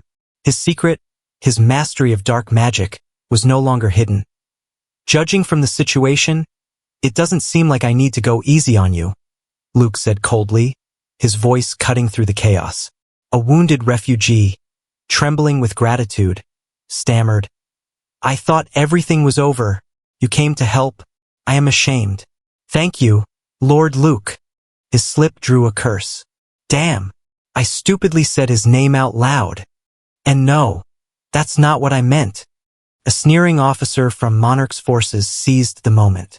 I thought I had seen that face somewhere before. I see. You're the young lord of Locken's Viscounty, aren't you? No wonder things felt off. His mocking tone sharpened. The princess who had stayed put all this time, suddenly fleeing at night. I had a feeling someone was behind this. And it turns out to be a naive brat from a declining Viscounty? Demon, princess, I almost feel sorry for you. Reina, the fugitive princess of the fallen Volga kingdom, bristled but held her ground. The officer's taunts were cut short as Luke's power surged. What? The man gasped as Luke intoned, you are beings of immortality. Everyone, stay calm. Answer my call. What are you waiting for? Go kill them. The golems roared, yes, and charged with a thunderous groorr. Panic erupted among Monarch's soldiers. I've never seen so many giant golems before. What is that guy? One stammered. He summoned golems. Spare me, another pleaded. How the hell did he do that? A third cried as the golems tore through their ranks. Don't panic. An officer shouted. They're just crude golems. Their durability and speed are nothing compared to a gigant. If we use our mobility, we have a chance to win. But his words faltered as the golems crushed their cavalry like toys. This is impossible, he gasped. He's treating our cavalry like toys. Damn it. Desperate, the officer seized a hostage. Move even a little and I'll kill the princess. Stop immediately. If you value her life, Luke's eyes darkened. Don't make me remember things that piss me off. I'm already in a bad mood, and if you provoke me like this, I might just kill you right now. The officer stammered, Kekook. Do you really think you'll get away with this? The Count will never let this go, Luke's voice was ice. I clearly warned you. Wait, the officer screamed, but Luke ignored him, turning to the refugees. Lord Luke, one called as he ordered, take the refugees and hide for now. A knight, awestruck, muttered, how did you get here? In a battle without gigants, the presence of a mage can decide victory or defeat. So it was true? I've heard many times that in war, a seventh circle mage can determine the outcome. But I've never heard of a mage controlling golems. Another whispered, from the moment you decided to fight me, you must have been prepared to risk your life, right? As the enemy fled, shouting, I am retreating. How the hell are we supposed to beat something like that? Retreat. Everyone, fall back. Report to the domain and bring reinforcements. We'll return. Luke's voice was merciless. Firewall. The fleeing soldiers screamed as flames engulfed them. Did you really think I'd let you escape? You all will die here. We've eliminated the enemies here, but we don't know when more pursuers will come. Follow me quickly. I will escort you to the river where the rafts are. A knight hesitated, blocking Luke's path. Stop right there. We are grateful for your help, but please do not approach the princess any further. What exactly was that power you just showed us? I have never heard of the Locken family having the ability to control golems. Moreover, the magic you used felt different from ordinary magic. How could a noble from a knight family have access to such abilities? His voice grew accusatory. A sinister and eerie aura. Could it be black magic? Luke's heart sank. I lost my composure for a moment. I made a mistake and revealed my power to too many people. This isn't like me. She's not even Katarina. Is it because of the regrets of my past life? He tried to deflect. There's no time now, I'll explain later, but the knight pressed, no. No matter how urgent the situation, we can't just ignore this. Using such an unholy power. Reina stepped forward, her voice firm. An unholy power, you say? But isn't the reason we're all still alive thanks to that very power? The knight faltered. That may be true, but black magic is an unforgivable path. As the descendant of Hero Locken, do you feel no shame? Stop it. Reina snapped. The method doesn't matter. The fact that he saved us remains unchanged. Besides, Lord Luke would never dabble in black magic. Luke sighed, his voice heavy. No, princess. I don't want to lie in this situation. The refugees gasped. Lord Luke. He met their eyes. What you saw is the truth. This power is the black magic of the Demon King Seaman who died 500 years ago. The revelation hung like a storm cloud over the group. The Demon King's power, a knight gasped. Could it be that the Demon King has been resurrected? Luke shook his head. The Demon King has not been revived. That's impossible. It is simply that his legacy has resurfaced into the world. He began to explain, his voice steady despite the weight of his words. Due to a curse, I have been weak since childhood. Even when learning my family's swordsmanship, my progress was slow. Whenever I felt frustrated and discouraged, I would visit the Demon King's castle where my ancestors' achievements remain. Then one day, by pure chance, I discovered a hidden passage left by the Demon King. The refugees listened, spellbound, as Luke continued. The passage led deep into the Demon King's castle. And inside, everything the Demon King had built was there. Though I felt fear from opening a forbidden door, it quickly faded. As I faced what lay inside, I thought to myself, this is the only way to overcome the limits I was born with. The only way.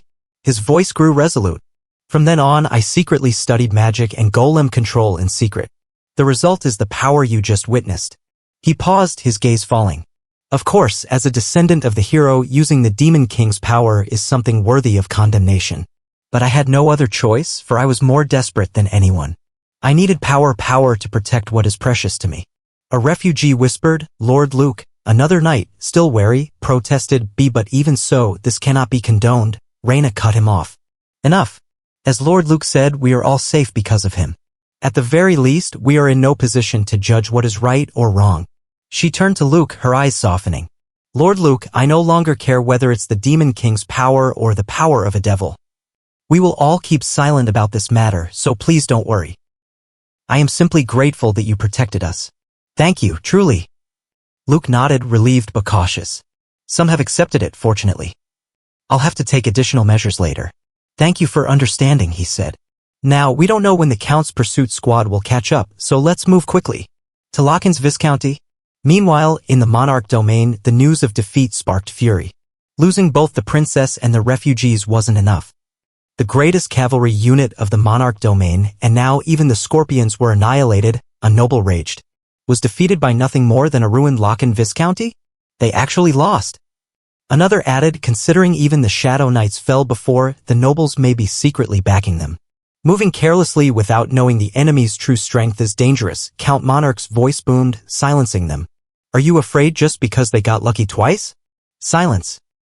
I won't let those weaklings run rampant any longer. Send word to His Majesty the Emperor. His aide hesitated. Your Excellency, you mean? Monarch's eyes burned.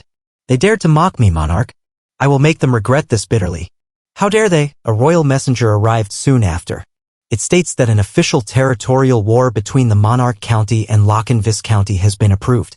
Reina, guilt-stricken, murmured, I'm sorry. This is all because of us, a knight reassured her, that's right. There's no need to worry about us at all. Another cursed, damn it, that bastard Count finally made his move. Luke, calm but resolute, said, no, given Count Monarch's violent nature, this was bound to happen sooner or later. They even attempted to assassinate Lord Luke, whom they barely knew. Reina frowned. But there's something I can't understand. The justification for the war claims we attacked Count Monarch's private soldiers. Those cowards. We haven't even seen a single Scorpion soldier. How could they tell such a blatant lie? A knight added, and the fact that the royal court approved such nonsense is baffling. They must be covering for him because of blood ties. Luke cut through the complaints. Now isn't the time to be nitpicking over details. We need to focus on how to overcome this situation. What's the status of our forces? A knight reported, we recently recruited mercenaries from among the young men in the refugee camps. The problem is they've had almost no training. Whether they'll be of any actual use in battle is questionable. Luke turned to Sir Mute. Sir Mute, what about the gig ants? Mute replied, we tried to purchase and repair abandoned gig ants with the funds left after fortifying the territory, but due to time constraints, only 3 of them are operational and ready for battle. Compared to the number of gig ants in the Count's domain, it's nowhere near enough. Reina interjected, we actually have a gig ant as well. We hid it in a nearby estate. That's right. We have Mir. A knight added, we saw Mir's capabilities firsthand at the gig ant arena. It will definitely be a huge help. But another pointed out, but we don't have a gig ant rider to pilot Mir, do we? I'll be piloting Sting, so Reina smiled. You don't have to worry about that either. Sir Victor has experience piloting a gigant. Sir Victor, an elderly knight, stepped forward. The experience I've accumulated is second to none. Please trust me just this once. Though I am an old man who has long left the battlefield. I promise I will not be a burden, I will give my utmost. A knight exclaimed, if it's the renowned former knight commander of the Volga kingdom, we can certainly trust him. Another added, oh wow, I thought you were just an old man, but you're incredible. Reina continued, also, we still have knights from the old Volga kingdom. They will definitely be of great help. They hid their identities due to the Count's oppression, but they have continued training in secret. Luke nodded but cautioned, I don't mean to dampen the mood, but the situation is still not in our favor. The Count's domain has at least 80 gigants, just from what we know. Among them, 5 are knight-class gigants. In modern warfare, the number and class of gigants are the key factors in victory. The difference between warrior class and knight class is like that between a child and an adult. It takes 10 warrior-class gigants to match just 1 knight class in battle. On knight's side, if we're outnumbered and our gigants are lower class, no amount of regular knights will make up for the disadvantage. Luke's eyes gleamed. Then, doesn't that mean we have a chance? If the enemy is unable to use their gigants at all, the knight frowned. That is true, but how do we render all those gigants useless? Luke's plan was bold. We're not going to sabotage their gigants directly. We'll create a situation where they can't use them. As you know, Locken's territory has large terrain differences on all sides. To the east and west are high cliffs, making passage difficult for large numbers. The northern forest would be too dense for a horde of massive gigants to maneuver. That leaves only one option for the enemy, the southern sea. They will likely transport most of their gigants by ship across the water. We'll set traps in that area. We'll set up barriers along the shore to prevent their gigants from disembarking. Then we'll bombard their defenseless troops from a distance. He paused, scanning the group. Of course, we can't ignore the possibility of an attack from other directions. But that's something we can plan for together. Naturally, we are heavily outnumbered. But that doesn't mean we should be afraid. We have the Locken Knights led by Rogers and the renowned former knight commander of Volga Kingdom. Each of us individually is in no way inferior to those of the Monarch domain. No, in fact, we surpass them. As long as we stand together, we will win, no matter what. The knights roared in agreement. With such inspiring words, we cannot just stand by idly. No matter what happens, we will follow our lord, another shouted. Leave it to us, young lord. Reina, her hope rekindled, murmured it felt hopeless, but now I can see a path forward. Strangely, when I'm with Lord Luke, I don't feel like we can lose. We've witnessed countless miracles up until now. And this war will be no different. We will overcome this. The group dispersed to prepare. This isn't the time to be standing around. I'll go prepare for battle right away, one knight declared, rushing off. Another headed to maintain the gigants, while a third vowed to reinforce the fortress walls. Alone, Luke's expression darkened. Damn it. Was it because I lost control in my rage back then? I must have used more mana than I could handle. My mana flow has become too unstable to control. If this continues, the black circle will shatter. Deep beneath the Locken mines, Luke prepared a forbidden ritual in secrecy. It's fortunate that there's a suitable place beneath the mine. Here, I can perform the ritual without anyone finding out. He reflected on his past.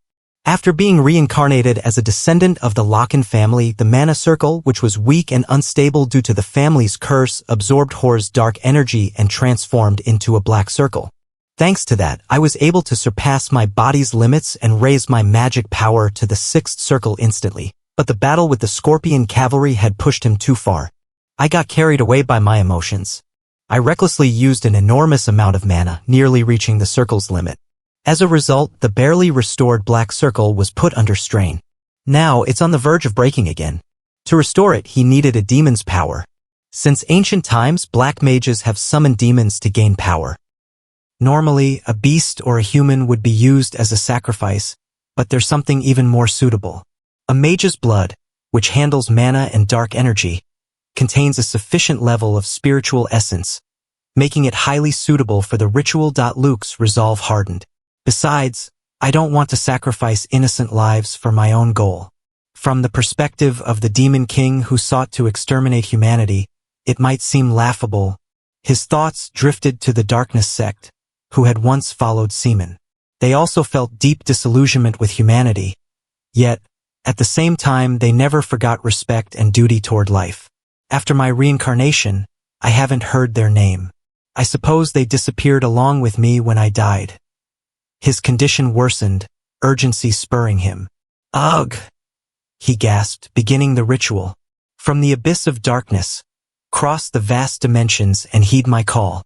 O cursed shadow, I request that you offer me your power. By the contract sealed in blood, bring forth your existence. Reveal yourself. A low-ranked demon appeared, unimpressive but manageable. I should be able to handle 3 of them even without magic, he thought, but his confidence faltered. Wait, wasn't it supposed to be only 3? 4 demons emerged, one radiating an overwhelming presence. I am Sebastian, the ruler of endless suffering in the demon realm, it declared. No way, this overwhelming presence, is he a high-ranked demon? But I'm sure I used a summoning circle for low-ranked demons. Things have gotten really complicated. With my current condition, fighting a high-ranked demon is impossible. He considered erasing the summoning circle to send them back, but hesitated. If they escape to the territory, it will cause a huge commotion. The demon taunted, foolish being, are you prepared to pay the price for summoning me? Luke smirked, hiding his strain. Heh, are you scared after seeing this? The demon sneered. Don't worry, human. If you obediently offer your soul, I'll end it painlessly. Who said I was scared? Luke retorted. I was just thinking about how to destroy you. The demon roared, Grah! And attacked with petrification magic. Luke dodged narrowly. Petrification? That was close. Water began flooding the chamber, a stroke of luck from a river above.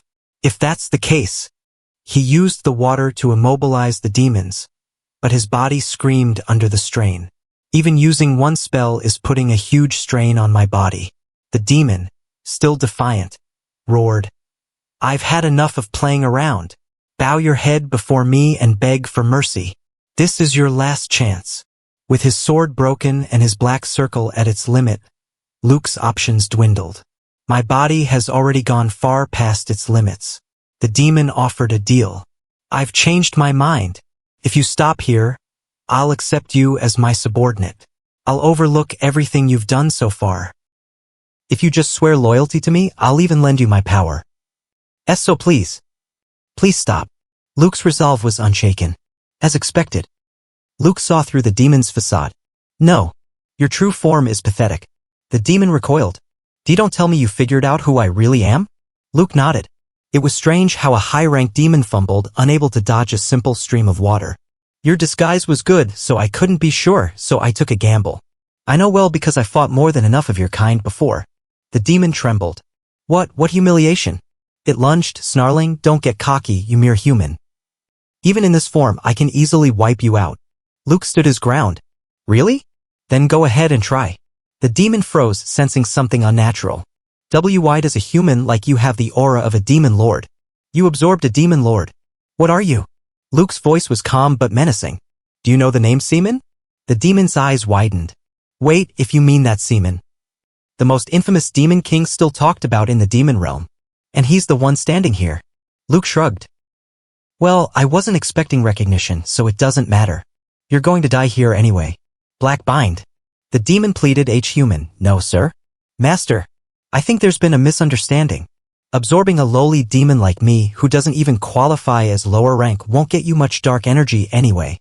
I'll devote my soul and loyalty to you if you spare me. I was once known as the greatest phantom thief in the demon realm. Luke raised an eyebrow. So, just a petty thief? That's not all, the demon stammered.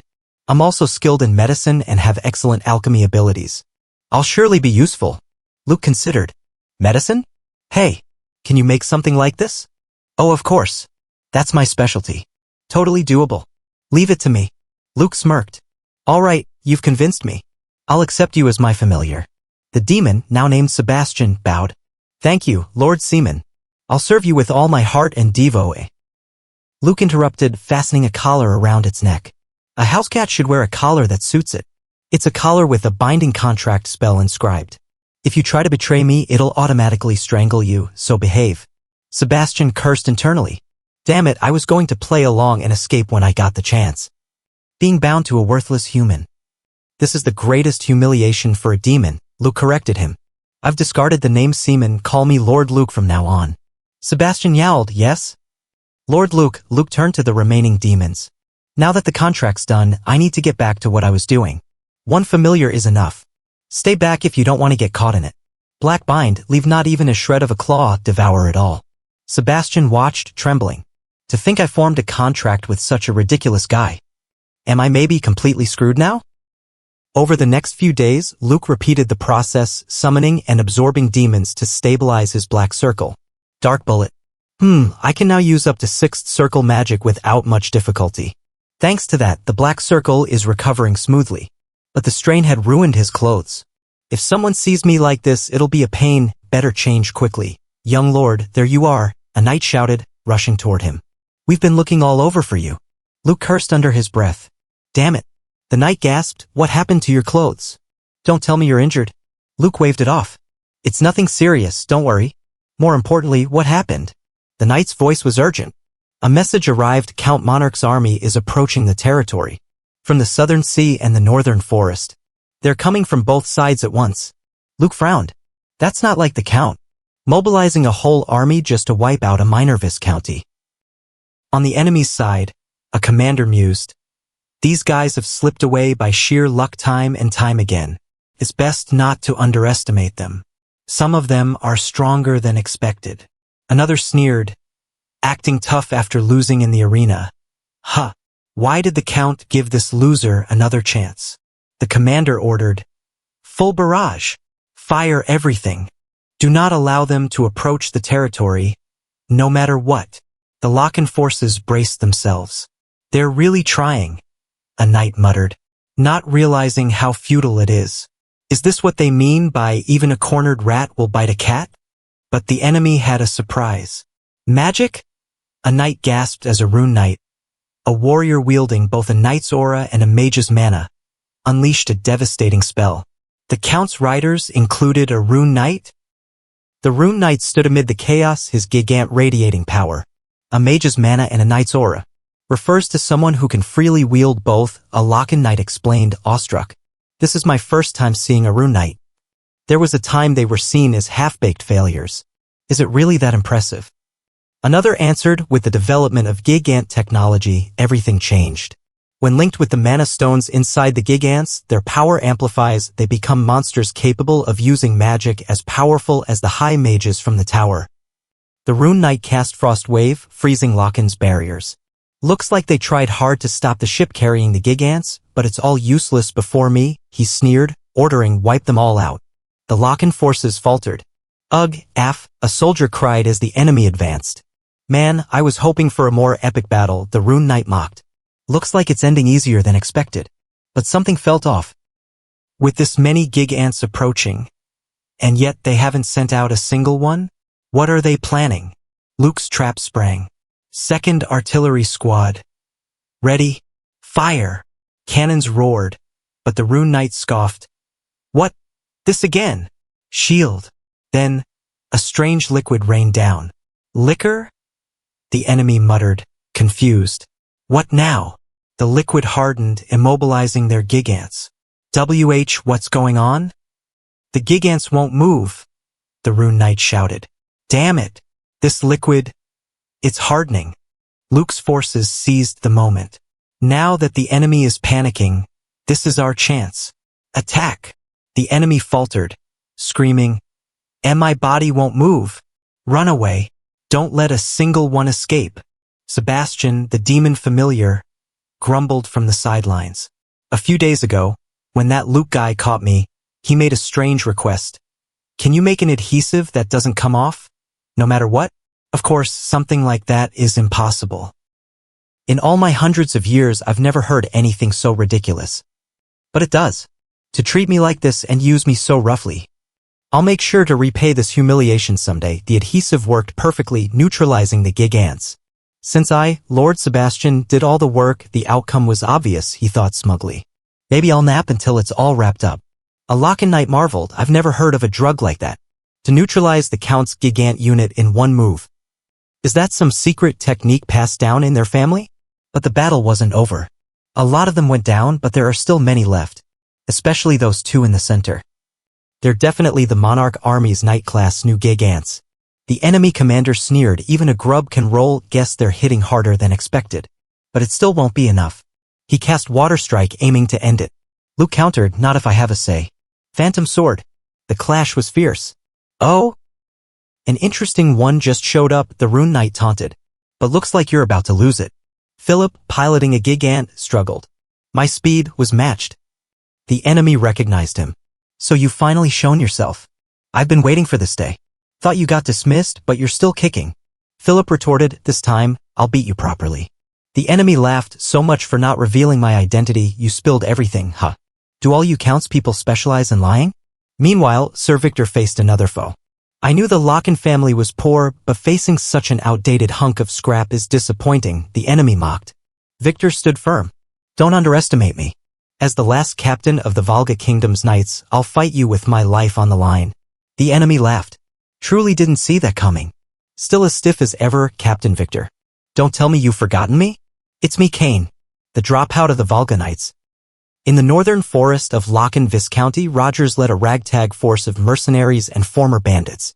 Fortunately, it looks like we're not too late, he said, observing the enemy's approach. As expected, it was a good idea to deploy forces in advance. The Count expanded his power through countless territorial wars. He's not someone to underestimate. Most of Monarch's gigants had gone south, leaving only regular soldiers in the north. Anticipating an invasion from multiple routes and stationing troops here was the right decision. The mercenaries, fueled by gratitude for Luke's aid, fought fiercely.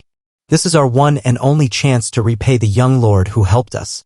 Let's wipe out the enemy, everyone, they roared, charging with a unified, yes, SIR. I'm glad the training of those bandits we took in as villagers has paid off.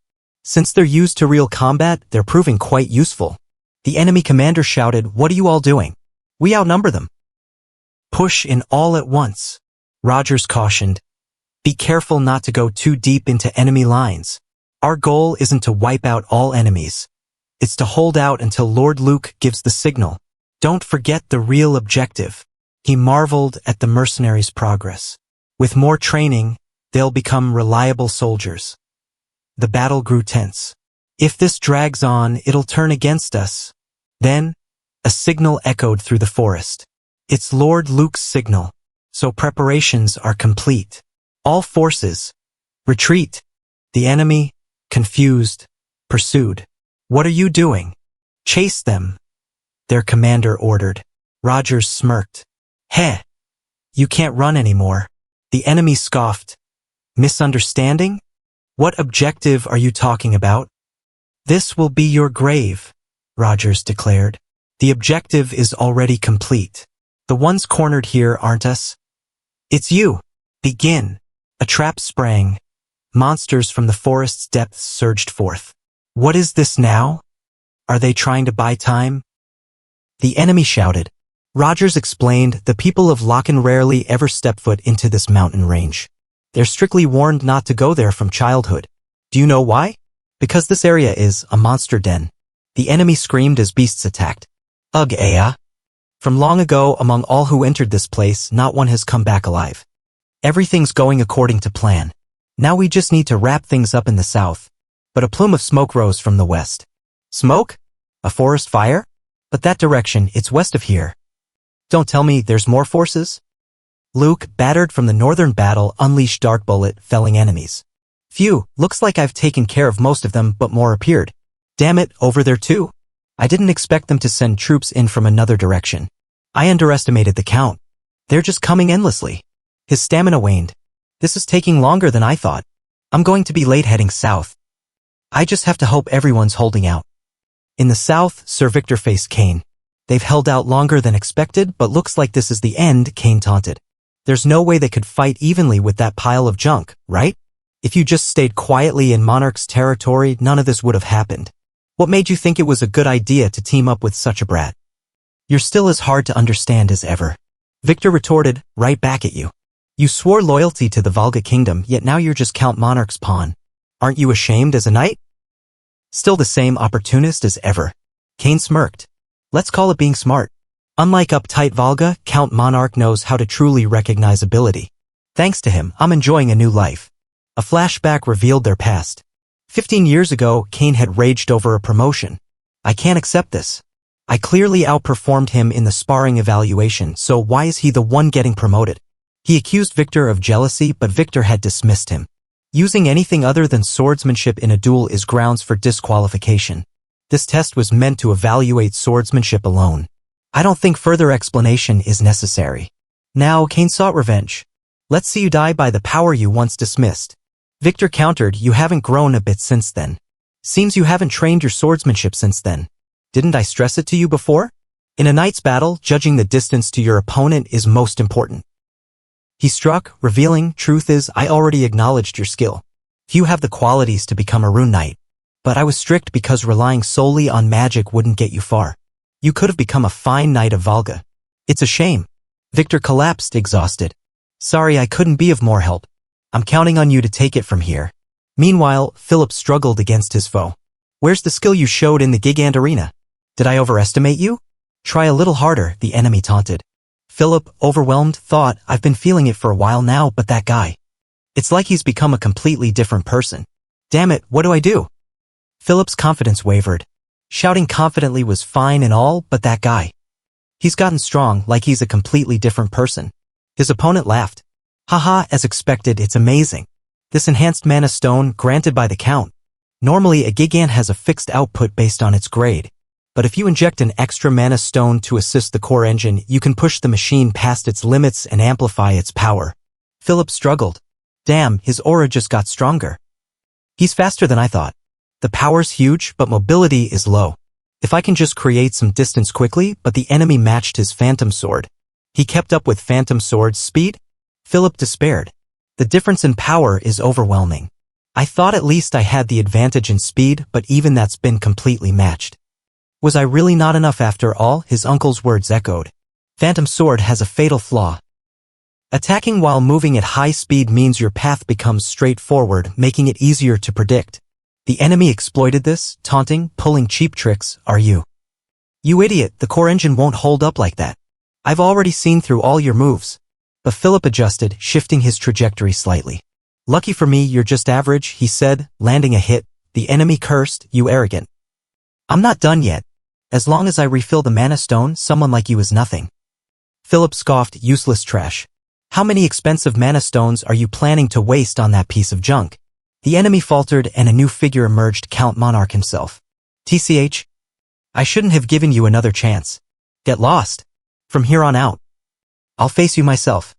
Count Monarch stepped forward, furious. Failing to take over a backwater territory like this. Forcing me to step in personally. Useless fools. Get lost. From now on, I'll deal with you myself. He killed his own men without hesitation, shocking Philip. What the hell? He just killed his own men. I never imagined Count Monarch would come in person. No matter who I'm facing, my duty remains the same. You're not getting past this point. Monarch sneered. Heh. Still bluffing, are you? You think you can stop me in that state? I won't know until I try. I will stop you. Phantom Sword. But Monarch was relentless. What the? Don't tell me. None of my attacks are landing. It's over. Monarch roared, crushing Victor's Gigant. Everyone, prepare artillery. But the fortress wall crumbled under Monarch's assault. Sir Hans, the wall. A soldier cried. Hans shouted, we can't let that through. Beyond this point, I won't let you take a single step. Monarch scoffed, what do you think you can do with that broken down machine? Hans stood firm. NGH? Even so, I will stop you, Monarch dispatched him effortlessly. One after another, you pests just keep bothering me. Pathetic weaklings. Monarch sneered, you barge into someone else's land like you own it and tear everything apart however you please. I hope you're ready to face the consequences. Monarch's eyes narrowed. A golem unit. I've never heard of anyone who could control this many golems. Ah, I see now. You're the young lord of Loken. Is this the power you use to take down the Scorpion cavalry? However, this power resembles the Demon King's dark magic. Don't tell me the heir of a noble hero's bloodline dipped into that. Ha ha. If this gets out, the House of Loken will be wiped from history. Luke's voice was cold. That's not going to happen. Because I have no intention of letting you walk away from here alive. He cast Black Bind, trapping Monarch's Gigant. Guh, what trickery is this time? Monarch snarled. Luke's mana was depleted. I'd love to crush you completely right now, but I've run out of mana completely. I can only hold him for a moment. He relied on his golems. Somehow. I'll have to do it with just the golems. I have to settle this. Monarch broke free, laughing. How pathetic. You boasted so much for this. I'm not finished yet. He detonated a golem with a fourth circle explosion spell. Good thing I cast a fourth circle explosion spell on the golem just in case. It's a shame it'll take a while to make another one.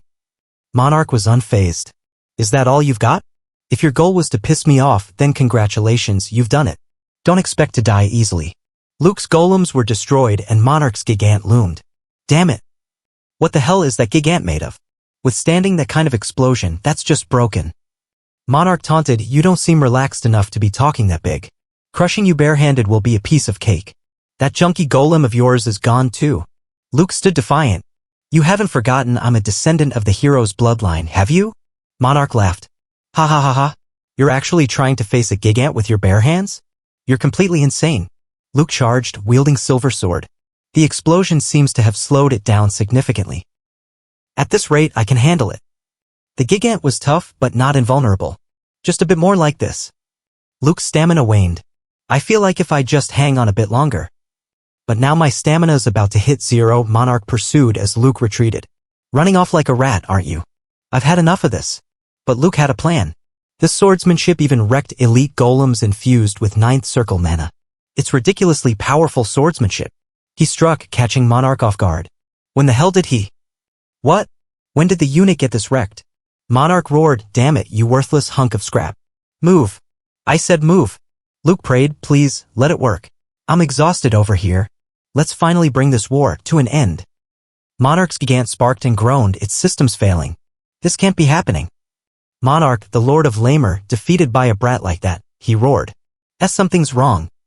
This isn't how it's supposed to end. Damn it. I can't let it end like this. His body refused to move. Did that last hit completely drain my stamina? I almost had him. And now I'm letting him go. If I let him get away like this, he'll become an even greater threat. Rogers arrived, panting. I apologize for being late. Please scold this humble servant for arriving only now. Luke, barely standing, ordered, Rogers. We must capture that Monarch bastard. Rogers smirked. Don't worry. Where are you rushing off to in such a hurry? You came all this way, didn't you? Didn't you cross the sea because you missed our faces? Monarch raged, you bastards. Do you even know who I am? I've never even seen scum like you before. What insolence. Reyna stepped forward, her voice cutting. Of course you haven't. These are people who weren't even treated like humans in your land, who lived under constant threat of death. They are the surviving citizens of the Volga Kingdom. You've never even once faced them properly, have you? Monarch pleaded. I only did it all to win you over. Princess Reyna. If I went too far, I apologize. So please, forgive me. Reyna's eyes were cold. I'm not the only one you should be begging forgiveness from. Asking for forgiveness now is beyond shameless. Even if a god descended in my place, no one would forgive the devilish acts you committed, Monarch. The Volga citizens closed in. Why, you scum? Stay away from me. You lowlifes. Do you even know who I am? Get away from me. Arg. His screams faded as the crowd delivered justice. Rogers reported. A fitting end for that disgusting pig. Has everything else been taken care of safely? Luke nodded. Yes, we've won this war. The invasion routes we were concerned about were secured with minimal damage thanks to the efforts of the Volga Knights. What about Sir Philip and Sir Victor? Luke asked. Rogers replied, fortunately both are in stable condition. While you were holding Count Monarch off, we managed to evacuate them to safety. The mercenaries are currently rescuing the soldiers at the wall. So please, don't worry, you should go get some rest. Luke refused. No, I'll stay here. I can't rest while the soldiers who followed me are still out there. A knight whispered, not only did he save everyone from a hopeless situation, he's still thinking of others even when he can barely stand himself. He truly might be the reincarnation of the true hero, Lord Loken. In the imperial capital, Nemesis, Emperor Rudolph received the news with disbelief. What? Count Monarch lost. His advisor confirmed, regretfully, yes, your majesty. None of the southern noble houses showed any movement. The emperor frowned. Then, A ruined border family. Without any outside help, defeated an army dozens of times their size and won? And you expect me to believe that? The advisor continued. According to the report, before the war broke out, refugees from the former Volga kingdom relocated to the Lachen Viscounty. It's suspected that elite knights of Volga were among them. Rudolf mused. If it's the Volga knights, they were once known to rival the empire in strength. I thought their line ended after the Republican Revolution. Were they building up strength in secret to restore their order? A shocking rumor emerged. The one who defeated Count Monarch in the territory war was none other than the young lord of Lachen. Rudolf scoffed. What? Wasn't that brat bedridden and dying just a while ago? The advisor confirmed. Not only was he proficient in aura-based swordsmanship, but he was also skilled in magic. He even faced Count Monarch in a gigant all on his own, or so they say. Judging from the situation, rumors of his illness were likely fabricated to conceal the Viscounty's power. Rudolf's eyes narrowed. That can't be. The curse on the Lachen family should still be in effect. Don't tell me. That bastard betrayed me? He pondered. The famed swordsmanship of the hero's bloodline. I thought it was just an exaggerated legend from 500 years ago. At this rate, it's only a matter of time before they grow into a major territory in the south. If they side with the noble faction later, they'll become a serious threat to the imperial family. His advisor proposed. What about conscripting him? Rudolf raised an eyebrow. You mean put him in the military? The advisor nodded. According to imperial law, all noble males, upon turning 18, are required to serve 2 years in the Central Imperial Army. Normally, he'd be notified next year, but we can move it up under the pretext of conferring a title. Rudolf laughed. As expected of you, Voltaire. You see right through what I want. Send a royal decree to the Lachen Viscounty, along with congratulations for their victory in the territory war. The war was over, but the mood in Lachen was somber. Sebastian, oblivious, bounded in. Oh no, sorry I'm late. I just finished the task the young lord gave me. Has the meeting already started? What's with the mood here? Shouldn't we be throwing a victory party or something? A knight explained the situation and Sebastian groaned, Hiya. Why does everyone look so gloomy? Someone die or something? Luke entered, frowning. What is it now? What's the problem? A knight wailed, so many problems. The Lamer territory is way too big for us to handle. We're already barely managing with the Volga refugees, and now we're expected to govern 10 times more Lamer citizens. Just thinking about it is horrifying. Luke waved it off. Oh, so it's nothing major. The knight protested, it's totally major. At this rate we'll die buried in resignation letters over one land expansion. Luke smirked. Well, don't worry too much. I've already got something in mind. In Lamer's public square, he addressed the citizens. Citizens of Lamer. You probably already know this, but the territory of Lamer has now been annexed into the Lachen Viscounty. That means from now on, whatever decisions I make as Lord must be followed in full. A citizen muttered, I thought a hero's house might treat us better. But opening with a statement like that doesn't inspire much hope. Luke raised his hand. Silence. I will now announce the new policy regarding Lamer territory. I will turn Lamer into a free city. The crowd gasped. A free city? Luke explained that means there will no longer be trade restrictions with any city in the empire. Lamer, centered around its port, has the potential to become a major transportation hub. But until now, commerce was restricted to within Count Monarch's domain, and even if people wanted to expand, the costs were too high. That environment prevented the city from developing.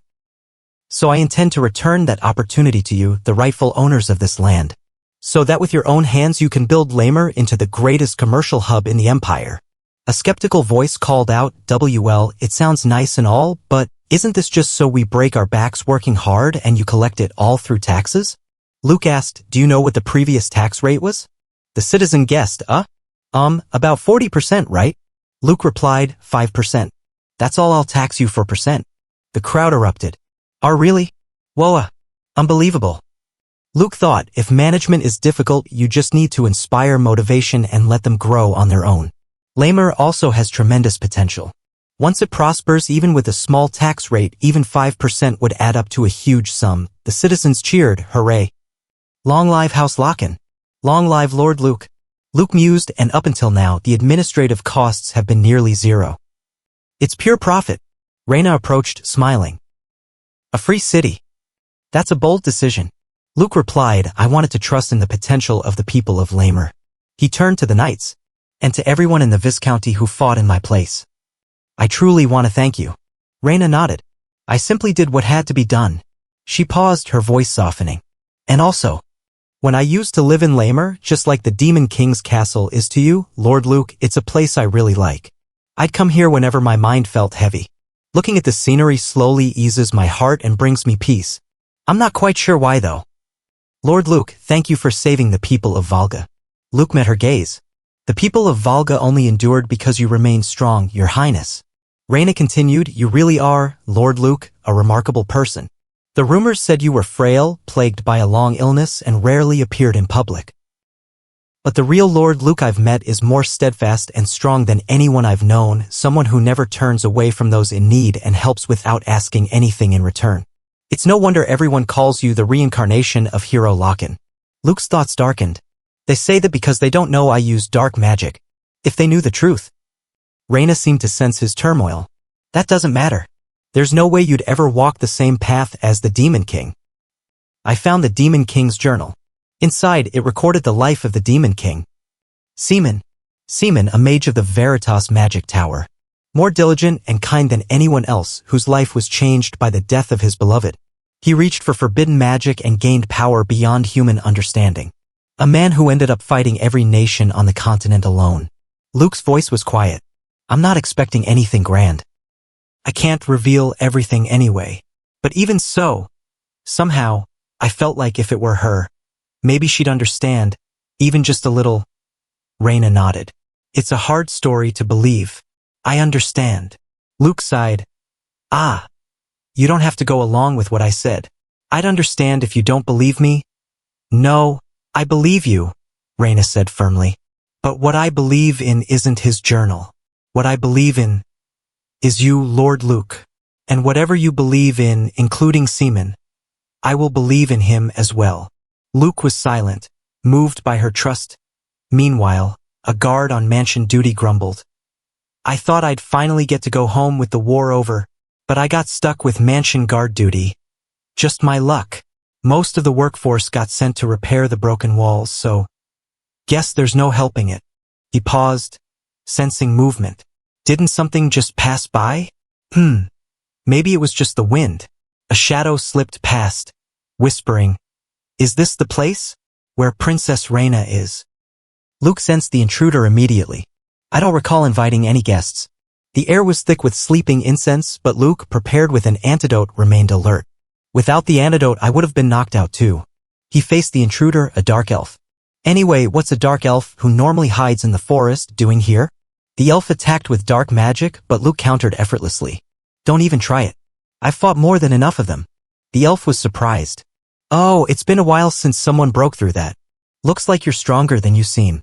Luke smirked, but you've picked the wrong opponent. Well, if I'm their target, they'll be back. His thoughts drifted to an old ally. This is the first time I've met an elf. I used to see them often back then. That guy Aaron's. I wonder if he's still alive. Elsewhere, Aaron's, an aged elf, sat under the stars. Sir. Lord Aaron's, a young elf, Erwin, called. Aaron's coughed, the wind is cold. Please come inside. Erwin urged, see? You're not well. If you keep stargazing like this, you'll end up among them. Aaron's handed him a box. Open that box. Erwin gasped, this energy, no way. The divine staff, Absolute, said to be the staff LKCI, the high god, used to defeat the demon god and create the world. I thought it was something out of a fairy tale. Aaron's nodded. As you know, it's as powerful as the branches of the world tree, a legendary artifact. And if misused, the danger is beyond imagination. That's why I've kept it hidden until now. He tasked Erwin, you'll need to take this and head south. A long-lost star has risen again. This continent will soon be thrown into chaos once more. But due to the war, we elves have been cut off from the spirit realm and can no longer draw upon the spirits we've bonded with. If we can obtain the key of dimensions, the tear of earth, we can reopen the sealed rift between worlds. Fortunately, we received intel that its power was sensed in the south. Erwin protested, of all people, why did you choose me? Aaron smiled. Why, that's obvious. You are my trusted successor. Erwin sighed. I clearly told you I had no intention of becoming a prophet. Aaron's was firm. It's no use, Erwin. You're the only one I've chosen. Erwin relented. I'll find it and return, no matter what. A figure emerged from the shadows. I'm surprised to see you waiting so quietly. How about you come out now? It was Arson, a dark elf. Heh, as expected of Aaron's. No one's ever seen through my stealth before. He demanded. Aaron's, where's the Atlas blueprint? Aaron's faced Arson calmly. The Atlas blueprint, you say? Don't bother playing dumb, Aaron's. Why would you look for that here? Arson sneered. You think I don't know Darkmoon is preparing for war with the Empire and is focused on creating gigants? Clearly, you're trying to build a new hero-class gigant using stolen blueprints and Veritas technology. Aaron's deflected. You're talking nonsense. And I've long since retired from the front lines. Arson attacked. If you keep denying it, I've no choice. Mana shield. Aaron's countered with Verdant Tempest, a storm of leaves. Impressive truly. To cast elemental magic of this level without a spirit's aid, Arson taunted. Still, even someone like you seems powerless before time. The you who once stood beside Simon was far stronger. He pressed. Afraid of death, you turned to forbidden sorcery and still run your mouth. You'll never escape the wrath of Lord El Castle. Casting Thunder Javelin, he struck. Aaron's, weakened, coughed. Arson has returned. Unlike my weakened self, he's grown even stronger. I doubt I can stop him alone now. So the prophesied war of the end is finally beginning. Erwin, please, hurry. In the imperial capital, Luke knelt before Emperor Rudolph. Luke de Locken, young lord of House Locken. I greet your imperial majesty. Rudolph assessed him. Swordsmanship is mid-level expert and magic, around third circle? Not bad. You've had a long journey, well done. Luke replied, it is nothing, your majesty. Rudolph declared, the reason I summoned you today is to commend your victory in the territory war and formally grant you a title and to issue your imperial military appointment. Accept the duties of nobility with pride. Luke's suspicions were confirmed. Just as I expected. The imperial family has clearly distanced itself from House Locken until now. They paid no heed while the house was collapsing. But this victory will make them wary once again. Rudolph continued, our empire has long been in a standoff with the mongrels of the Republic. Lately their movements have grown suspicious. So, go to Fort Talrud and serve as a strong arm for the empire. A knight gasped, what? Fort Talrud? Please reconsider. Another protested, insolence. How dare you speak so before his majesty? This is no different than sending our lord to his death. Every commander stationed there lost his head within a month. It's been without a leader for 3 years because of how infamous it is. Sending you to such a death trap, it's as if they see you as their mortal enemy. Luke remained calm. Understood. However, I have a condition. Rudolph's eyes narrowed. What? Did you just state a condition before the emperor? Luke stood firm. Yes, your majesty. In order to carry out your majesty's command, this condition must be met. The court fell silent. Luke de Locken. Say it again, Rudolph demanded. Luke repeated, yes, your majesty. Did you just place a condition before me, the emperor? To carry out your majesty's command, this condition is absolutely necessary. A knight whispered, when the emperor's envoy brought the enlistment notice, you were oddly calm then. But what on earth are you thinking now? Rudolph's voice was cold. Your arrogance knows no bounds. If you can't give a convincing reason, you will pay the price for mocking your emperor. Luke explained, I am well aware of Fort Talrud's infamous reputation, its danger as the front line as well. That's why nobles avoid taking command there. So grant it to me. Rudolph frowned. What do you mean by that? Luke elaborated, of course, the primary goal is to strengthen our military force. If I raise influence under the banner of House Locken's territory, I will have the means to control my men more easily. With that, I'll prove myself with clear results in actual combat. For now, it may be one of many common fortresses, but it's a strategic point between the Volga Republic and Nemesis, which means it could become a transportation hub once the war ends. This land holds countless possibilities. That is another reason I desire Fort Talrud. Rudolph considered. He'll probably die at that fortress anyway, so it doesn't matter. Fine. I shall grant you land along with your noble title. Luke bowed. I, Luke de Locken, will surely live up to your majesty's expectations. The decree was issued. Luke de Locken, young lord of House Locken, is appointed as the new commander of Fort Talrud by imperial decree of Emperor Rudolph, and granted ownership of the territory. Back in Locken, Luke trained with Philip in a gigant. Ha! I lost. Philip admitted, impressed. Your rate of growth is truly unbelievable, my lord. Was that really your first time piloting a gig ant? I couldn't even stand properly the first time I rode one. I was a total mess. Luke smiled. It's thanks to the excellent skill of my instructor. Philip beamed. My lord, you thought that highly of me. Luke reflected. Fortunately, the mana circuit structure of the gig ant is similar to the golem I designed. At this point, gig ants are the most powerful force we have. That power is something even someone skilled in magic like me realized I could hardly face alone during the last territory war. He had begun training the moment Mir and Sting were repaired. The results were more meaningful than expected. I wish I had more time to train, but the grace period the Emperor gave is nearly up, so there's no helping it. Philip, let's go inspect the territory, Luke ordered. They found the reconstruction progressing well. The damage caused by Count Monarch's army has mostly been restored, a worker reported.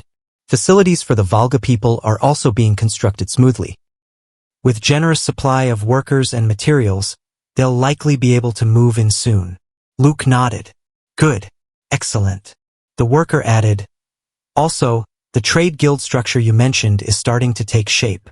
Luke explained, employment was the biggest concern when accepting refugees, so making Lamer a free city served this very purpose, so they could establish a guild of their own. The former Volga kingdom developed trade due to barren lands, so its people are well-versed in administration and finance. If we just give them a stage like Lamer, they'll undoubtedly thrive without restraint. Philip grinned. Heh, I look forward to seeing it when I return. Luke decided to skip the Mage Tower inspection, leaving it to Lord Mute. No matter how skilled a rider becomes, it's meaningless without a gig ant to pilot. So in preparation for countless upcoming battles, I've begun constructing a new Mage Tower, with the magic tome stolen from Veritas and the blueprints of Atlas. I'll create a new hero-class gig ant with that technology. He mused, by the time I return from my post, many things will have changed. Come to think of it, the new tower still has no name. Reyna approached, holding a gift. Ah, Lord Luke, have you finished your business? I was waiting because I wanted to give you something before you leave. She offered a shard of Volga's royal treasure. It's crafted from a shard of a treasure passed down through Volga's royal family. It's believed to have the power to protect from danger. Luke was touched. Why would you give me something so precious? Reyna replied, I heard that His Majesty the Emperor has summoned you. I just hope you return safely. Luke promised, I will return safely and give it back to you. I promise. Reyna smiled, yes, I'll be waiting. Luke prepared to leave secretly, but Philip caught up. My lord, I'm coming with you. How could you leave me behind? I'm truly hurt. Luke sighed, I definitely kept it secret. How did he find out? Philip insisted, you told me to become the sword that protects you, didn't you? A sword must always remain by its master's side. I'm going with you. Luke relented, if you slow me down, I'll send you back immediately, understood? Philip saluted, yes, sir. At the gate, guards halted them. Halt. I received no report of a merchant caravan departing today. Which caravan are you with? What's inside the wagons? Luke cleared his throat. When you arrive, report to the guards at the west gate. The guards opened the gate and Luke's journey to Fort Talrud began. 3 days into their journey, Luke and Philip encountered a distressed merchant caravan. You saved us. Wow. Thank you so much, the merchant Clark exclaimed. If it weren't for you two, who knows what would have happened to our caravan by now. Luke waved it off, no need to make such a fuss. Philip added, as one who serves the Emperor, helping the people is only natural. The merchants praised, how reassuring. As expected, the descendant of Hero Locken is something else. Philip whispered, my lord, what could you be thinking this time? Flashback to 3 days prior, Luke had spotted the caravan under attack. Judging by their state, looks like they were attacked by bandits, he noted. Approaching, he declared, I am Luke de Locken, Lord of the Locken Viscounty, en route to Talrud Fortress by order of His Majesty the Emperor. The merchants gasped, Locken, the Viscount? Don't tell me you're the one who defeated Count Monarch. Clark pleaded, please help us. I am Clark from the Marin Merchant Guild. We were heading to the next village on commission from the Linton family. But as you can see, our mercenaries were wiped out by sudden bandits and even the horses ran off. We're in a real bind. Plus, those bandits are still after us. So please, could you just escort us to the nearest village? Luke hesitated, I do sympathize, but we're also in a hurry, but he agreed, all right. We'll go together. Clark promised, we'll make sure to reward you generously. Philip protested, my lord, what are you thinking? Luke whispered, come now, we can't just leave people in trouble, can we? And also, there's something I'm a bit curious about. Days later, Philip grew impatient. I don't know what the Lord is aiming for, but it'll be bad if we waste any more time here. He noticed the wagon's poor condition. Now that I take a closer look, those wagons are in terrible shape. Luke nodded exactly. Even bandits seem to know what's valuable. He confronted Clark, if you're that confident, must be a high-value item? Clark boasted, that's right. Our guild mainly trades with the Linton family. Thanks to their influence, we've rarely been attacked until now, but this time, the bandits didn't seem afraid of retaliation, or maybe they're just completely fearless. He added, oh right. That bandit used strange magic. Maybe he's an outsider unfamiliar with local affairs. Luke pressed, enough about that. Mind showing me the goods? Clark hesitated. Huh? Well, that's, ahem. It's just, a trade secret, probably wouldn't be of any use to you anyway. Luke's tone sharpened. Why? Is there a reason I shouldn't see it? Surely you're not involved in anything illegal. Clark stammered, and no way, of course not. A bandit attacked, interrupting. Doesn't look like he plans to answer, Luke noted. Philip lunged, this bastard, how dare you raise a hand to the Lord? Luke stopped him, Philip. Stop. He countered with phantom sword, but the bandit was resilient. What kind of guy is this? If even Philip's phantom sword can't pierce him, then he must be at least a 7th circle mage. The wagons were pulled upward by magic. We're getting pulled up. Clark screamed. Luke sensed the truth. The mana I feel from him doesn't match that level at all. Then the source of that power must be. He summoned a golem confronting the bandit. Doesn't matter. I've already achieved my goal, the bandit sneered, retreating. Luke pursued, I can't let you go that easily. Hold it. Stop right there. Especially when it comes to punks who rely on magic tools. The bandit taunted, didn't they teach you not to let your guard down during battle? Didn't your master tell you that? You've still got a long way to go, Erwin. The bandit revealed himself as Arson addressing his opponent. You were taught not to let your guard down in battle, weren't you? Didn't your master teach you that? You've still got a long way to go, Erwin. Luke, observing, realized no wonder your mana control felt familiar. 500 years ago, the child Aaron's brought in, that baby must have been this kid. Arson reflected, I was shocked when Aaron suddenly said he'd raise a child. I suppose he couldn't ignore a war orphan. Even though he tried to destroy the world for revenge, he still felt compassion for the innocent. How ironic. He taunted Erwin, still, you've got talent, but not much combat experience, huh? He went too soft. He said he'd make you his disciple, but didn't really teach you to fight? If he trained you harshly for 500 years, I probably wouldn't stand a chance right now. Erwin, shaken, thought, if you're here, then Aaron's must also be. Clark, furious, shouted, you thieving bastard. You dared lay hands on our cargo. You'll pay for that. Luke intervened with black bind, stopping the merchants. Why are you stopping us? That thief should be beaten to death. Clark protested. Luke's voice was cold. The real thieves aren't over there, I knew from the beginning what you were transporting. The aura of fairies is distinct, it's easy to sense. I only played along to identify the mage chasing you. Clark stammered, that's, actually, the thing is. Luke cut him off, save it. You're errand boys for some noble, right? I've heard rumors that some nobles have twisted tastes, and you're the brokers helping them. It's you lot. Clark panicked, our employer is the famous Linton family. Even if you're a viscount, if you touch us, you'll face big trouble. Luke smirked, seems like you still don't get it, even if you disappear without a word during a job, whether you were attacked by bandits or ran off with fairy ransom. No one will know the truth, right? Clark pleaded, then you mean. Luke's tone was final. I'll give you exactly what you asked for. Yeah, didn't you say thieves should be beaten to death? They begged, wait a second. Please. Just give us one more ch. Luke turned to Erwin. How do you know Lord Aaron's? Erwin, free from the black bind, exclaimed, I'm really free. Thank you. Luke introduced himself, no need to be so wary. I'm Luke. I've known Aaron's for a long time. You probably wouldn't believe me even if I told you. Well, that aside, come with me for now. You're planning to return the fairies to where they belong, right? Let's go together. Erwin hesitated, no need. I can handle it myself. Luke noticed his trembling hands. But your hands are still trembling from the after effects of battle. If someone were to attack now, you'd be in trouble. This whole mess is partly my fault too, so just accept my help. Erwin protested, wait. I still can't fully trust you. Luke advised. Staying cautious is a good habit, but if you're too caught up in it, You might miss something far more important right in front of you. As they traveled, Erwin's suspicions grew. I never thought a human would know Lord Aaron's. And his magic is beyond human level. Don't tell me this man is... No, that's absurd. There's no way someone from the Locken family could be like that. He noted Luke's dark magic. If I didn't see wrong, that was definitely dark magic. Even I, who know little about magic, have heard of golems. It was the Demon King's main magic, banned in the Empire, and now hardly anyone even knows it exists. But how does the Lord know it? Philip, noticing the forest's change, asked, "Doesn't this forest seem different from earlier?" Luke agreed. So it wasn't my imagination. The forest is getting worse the closer we get to the village.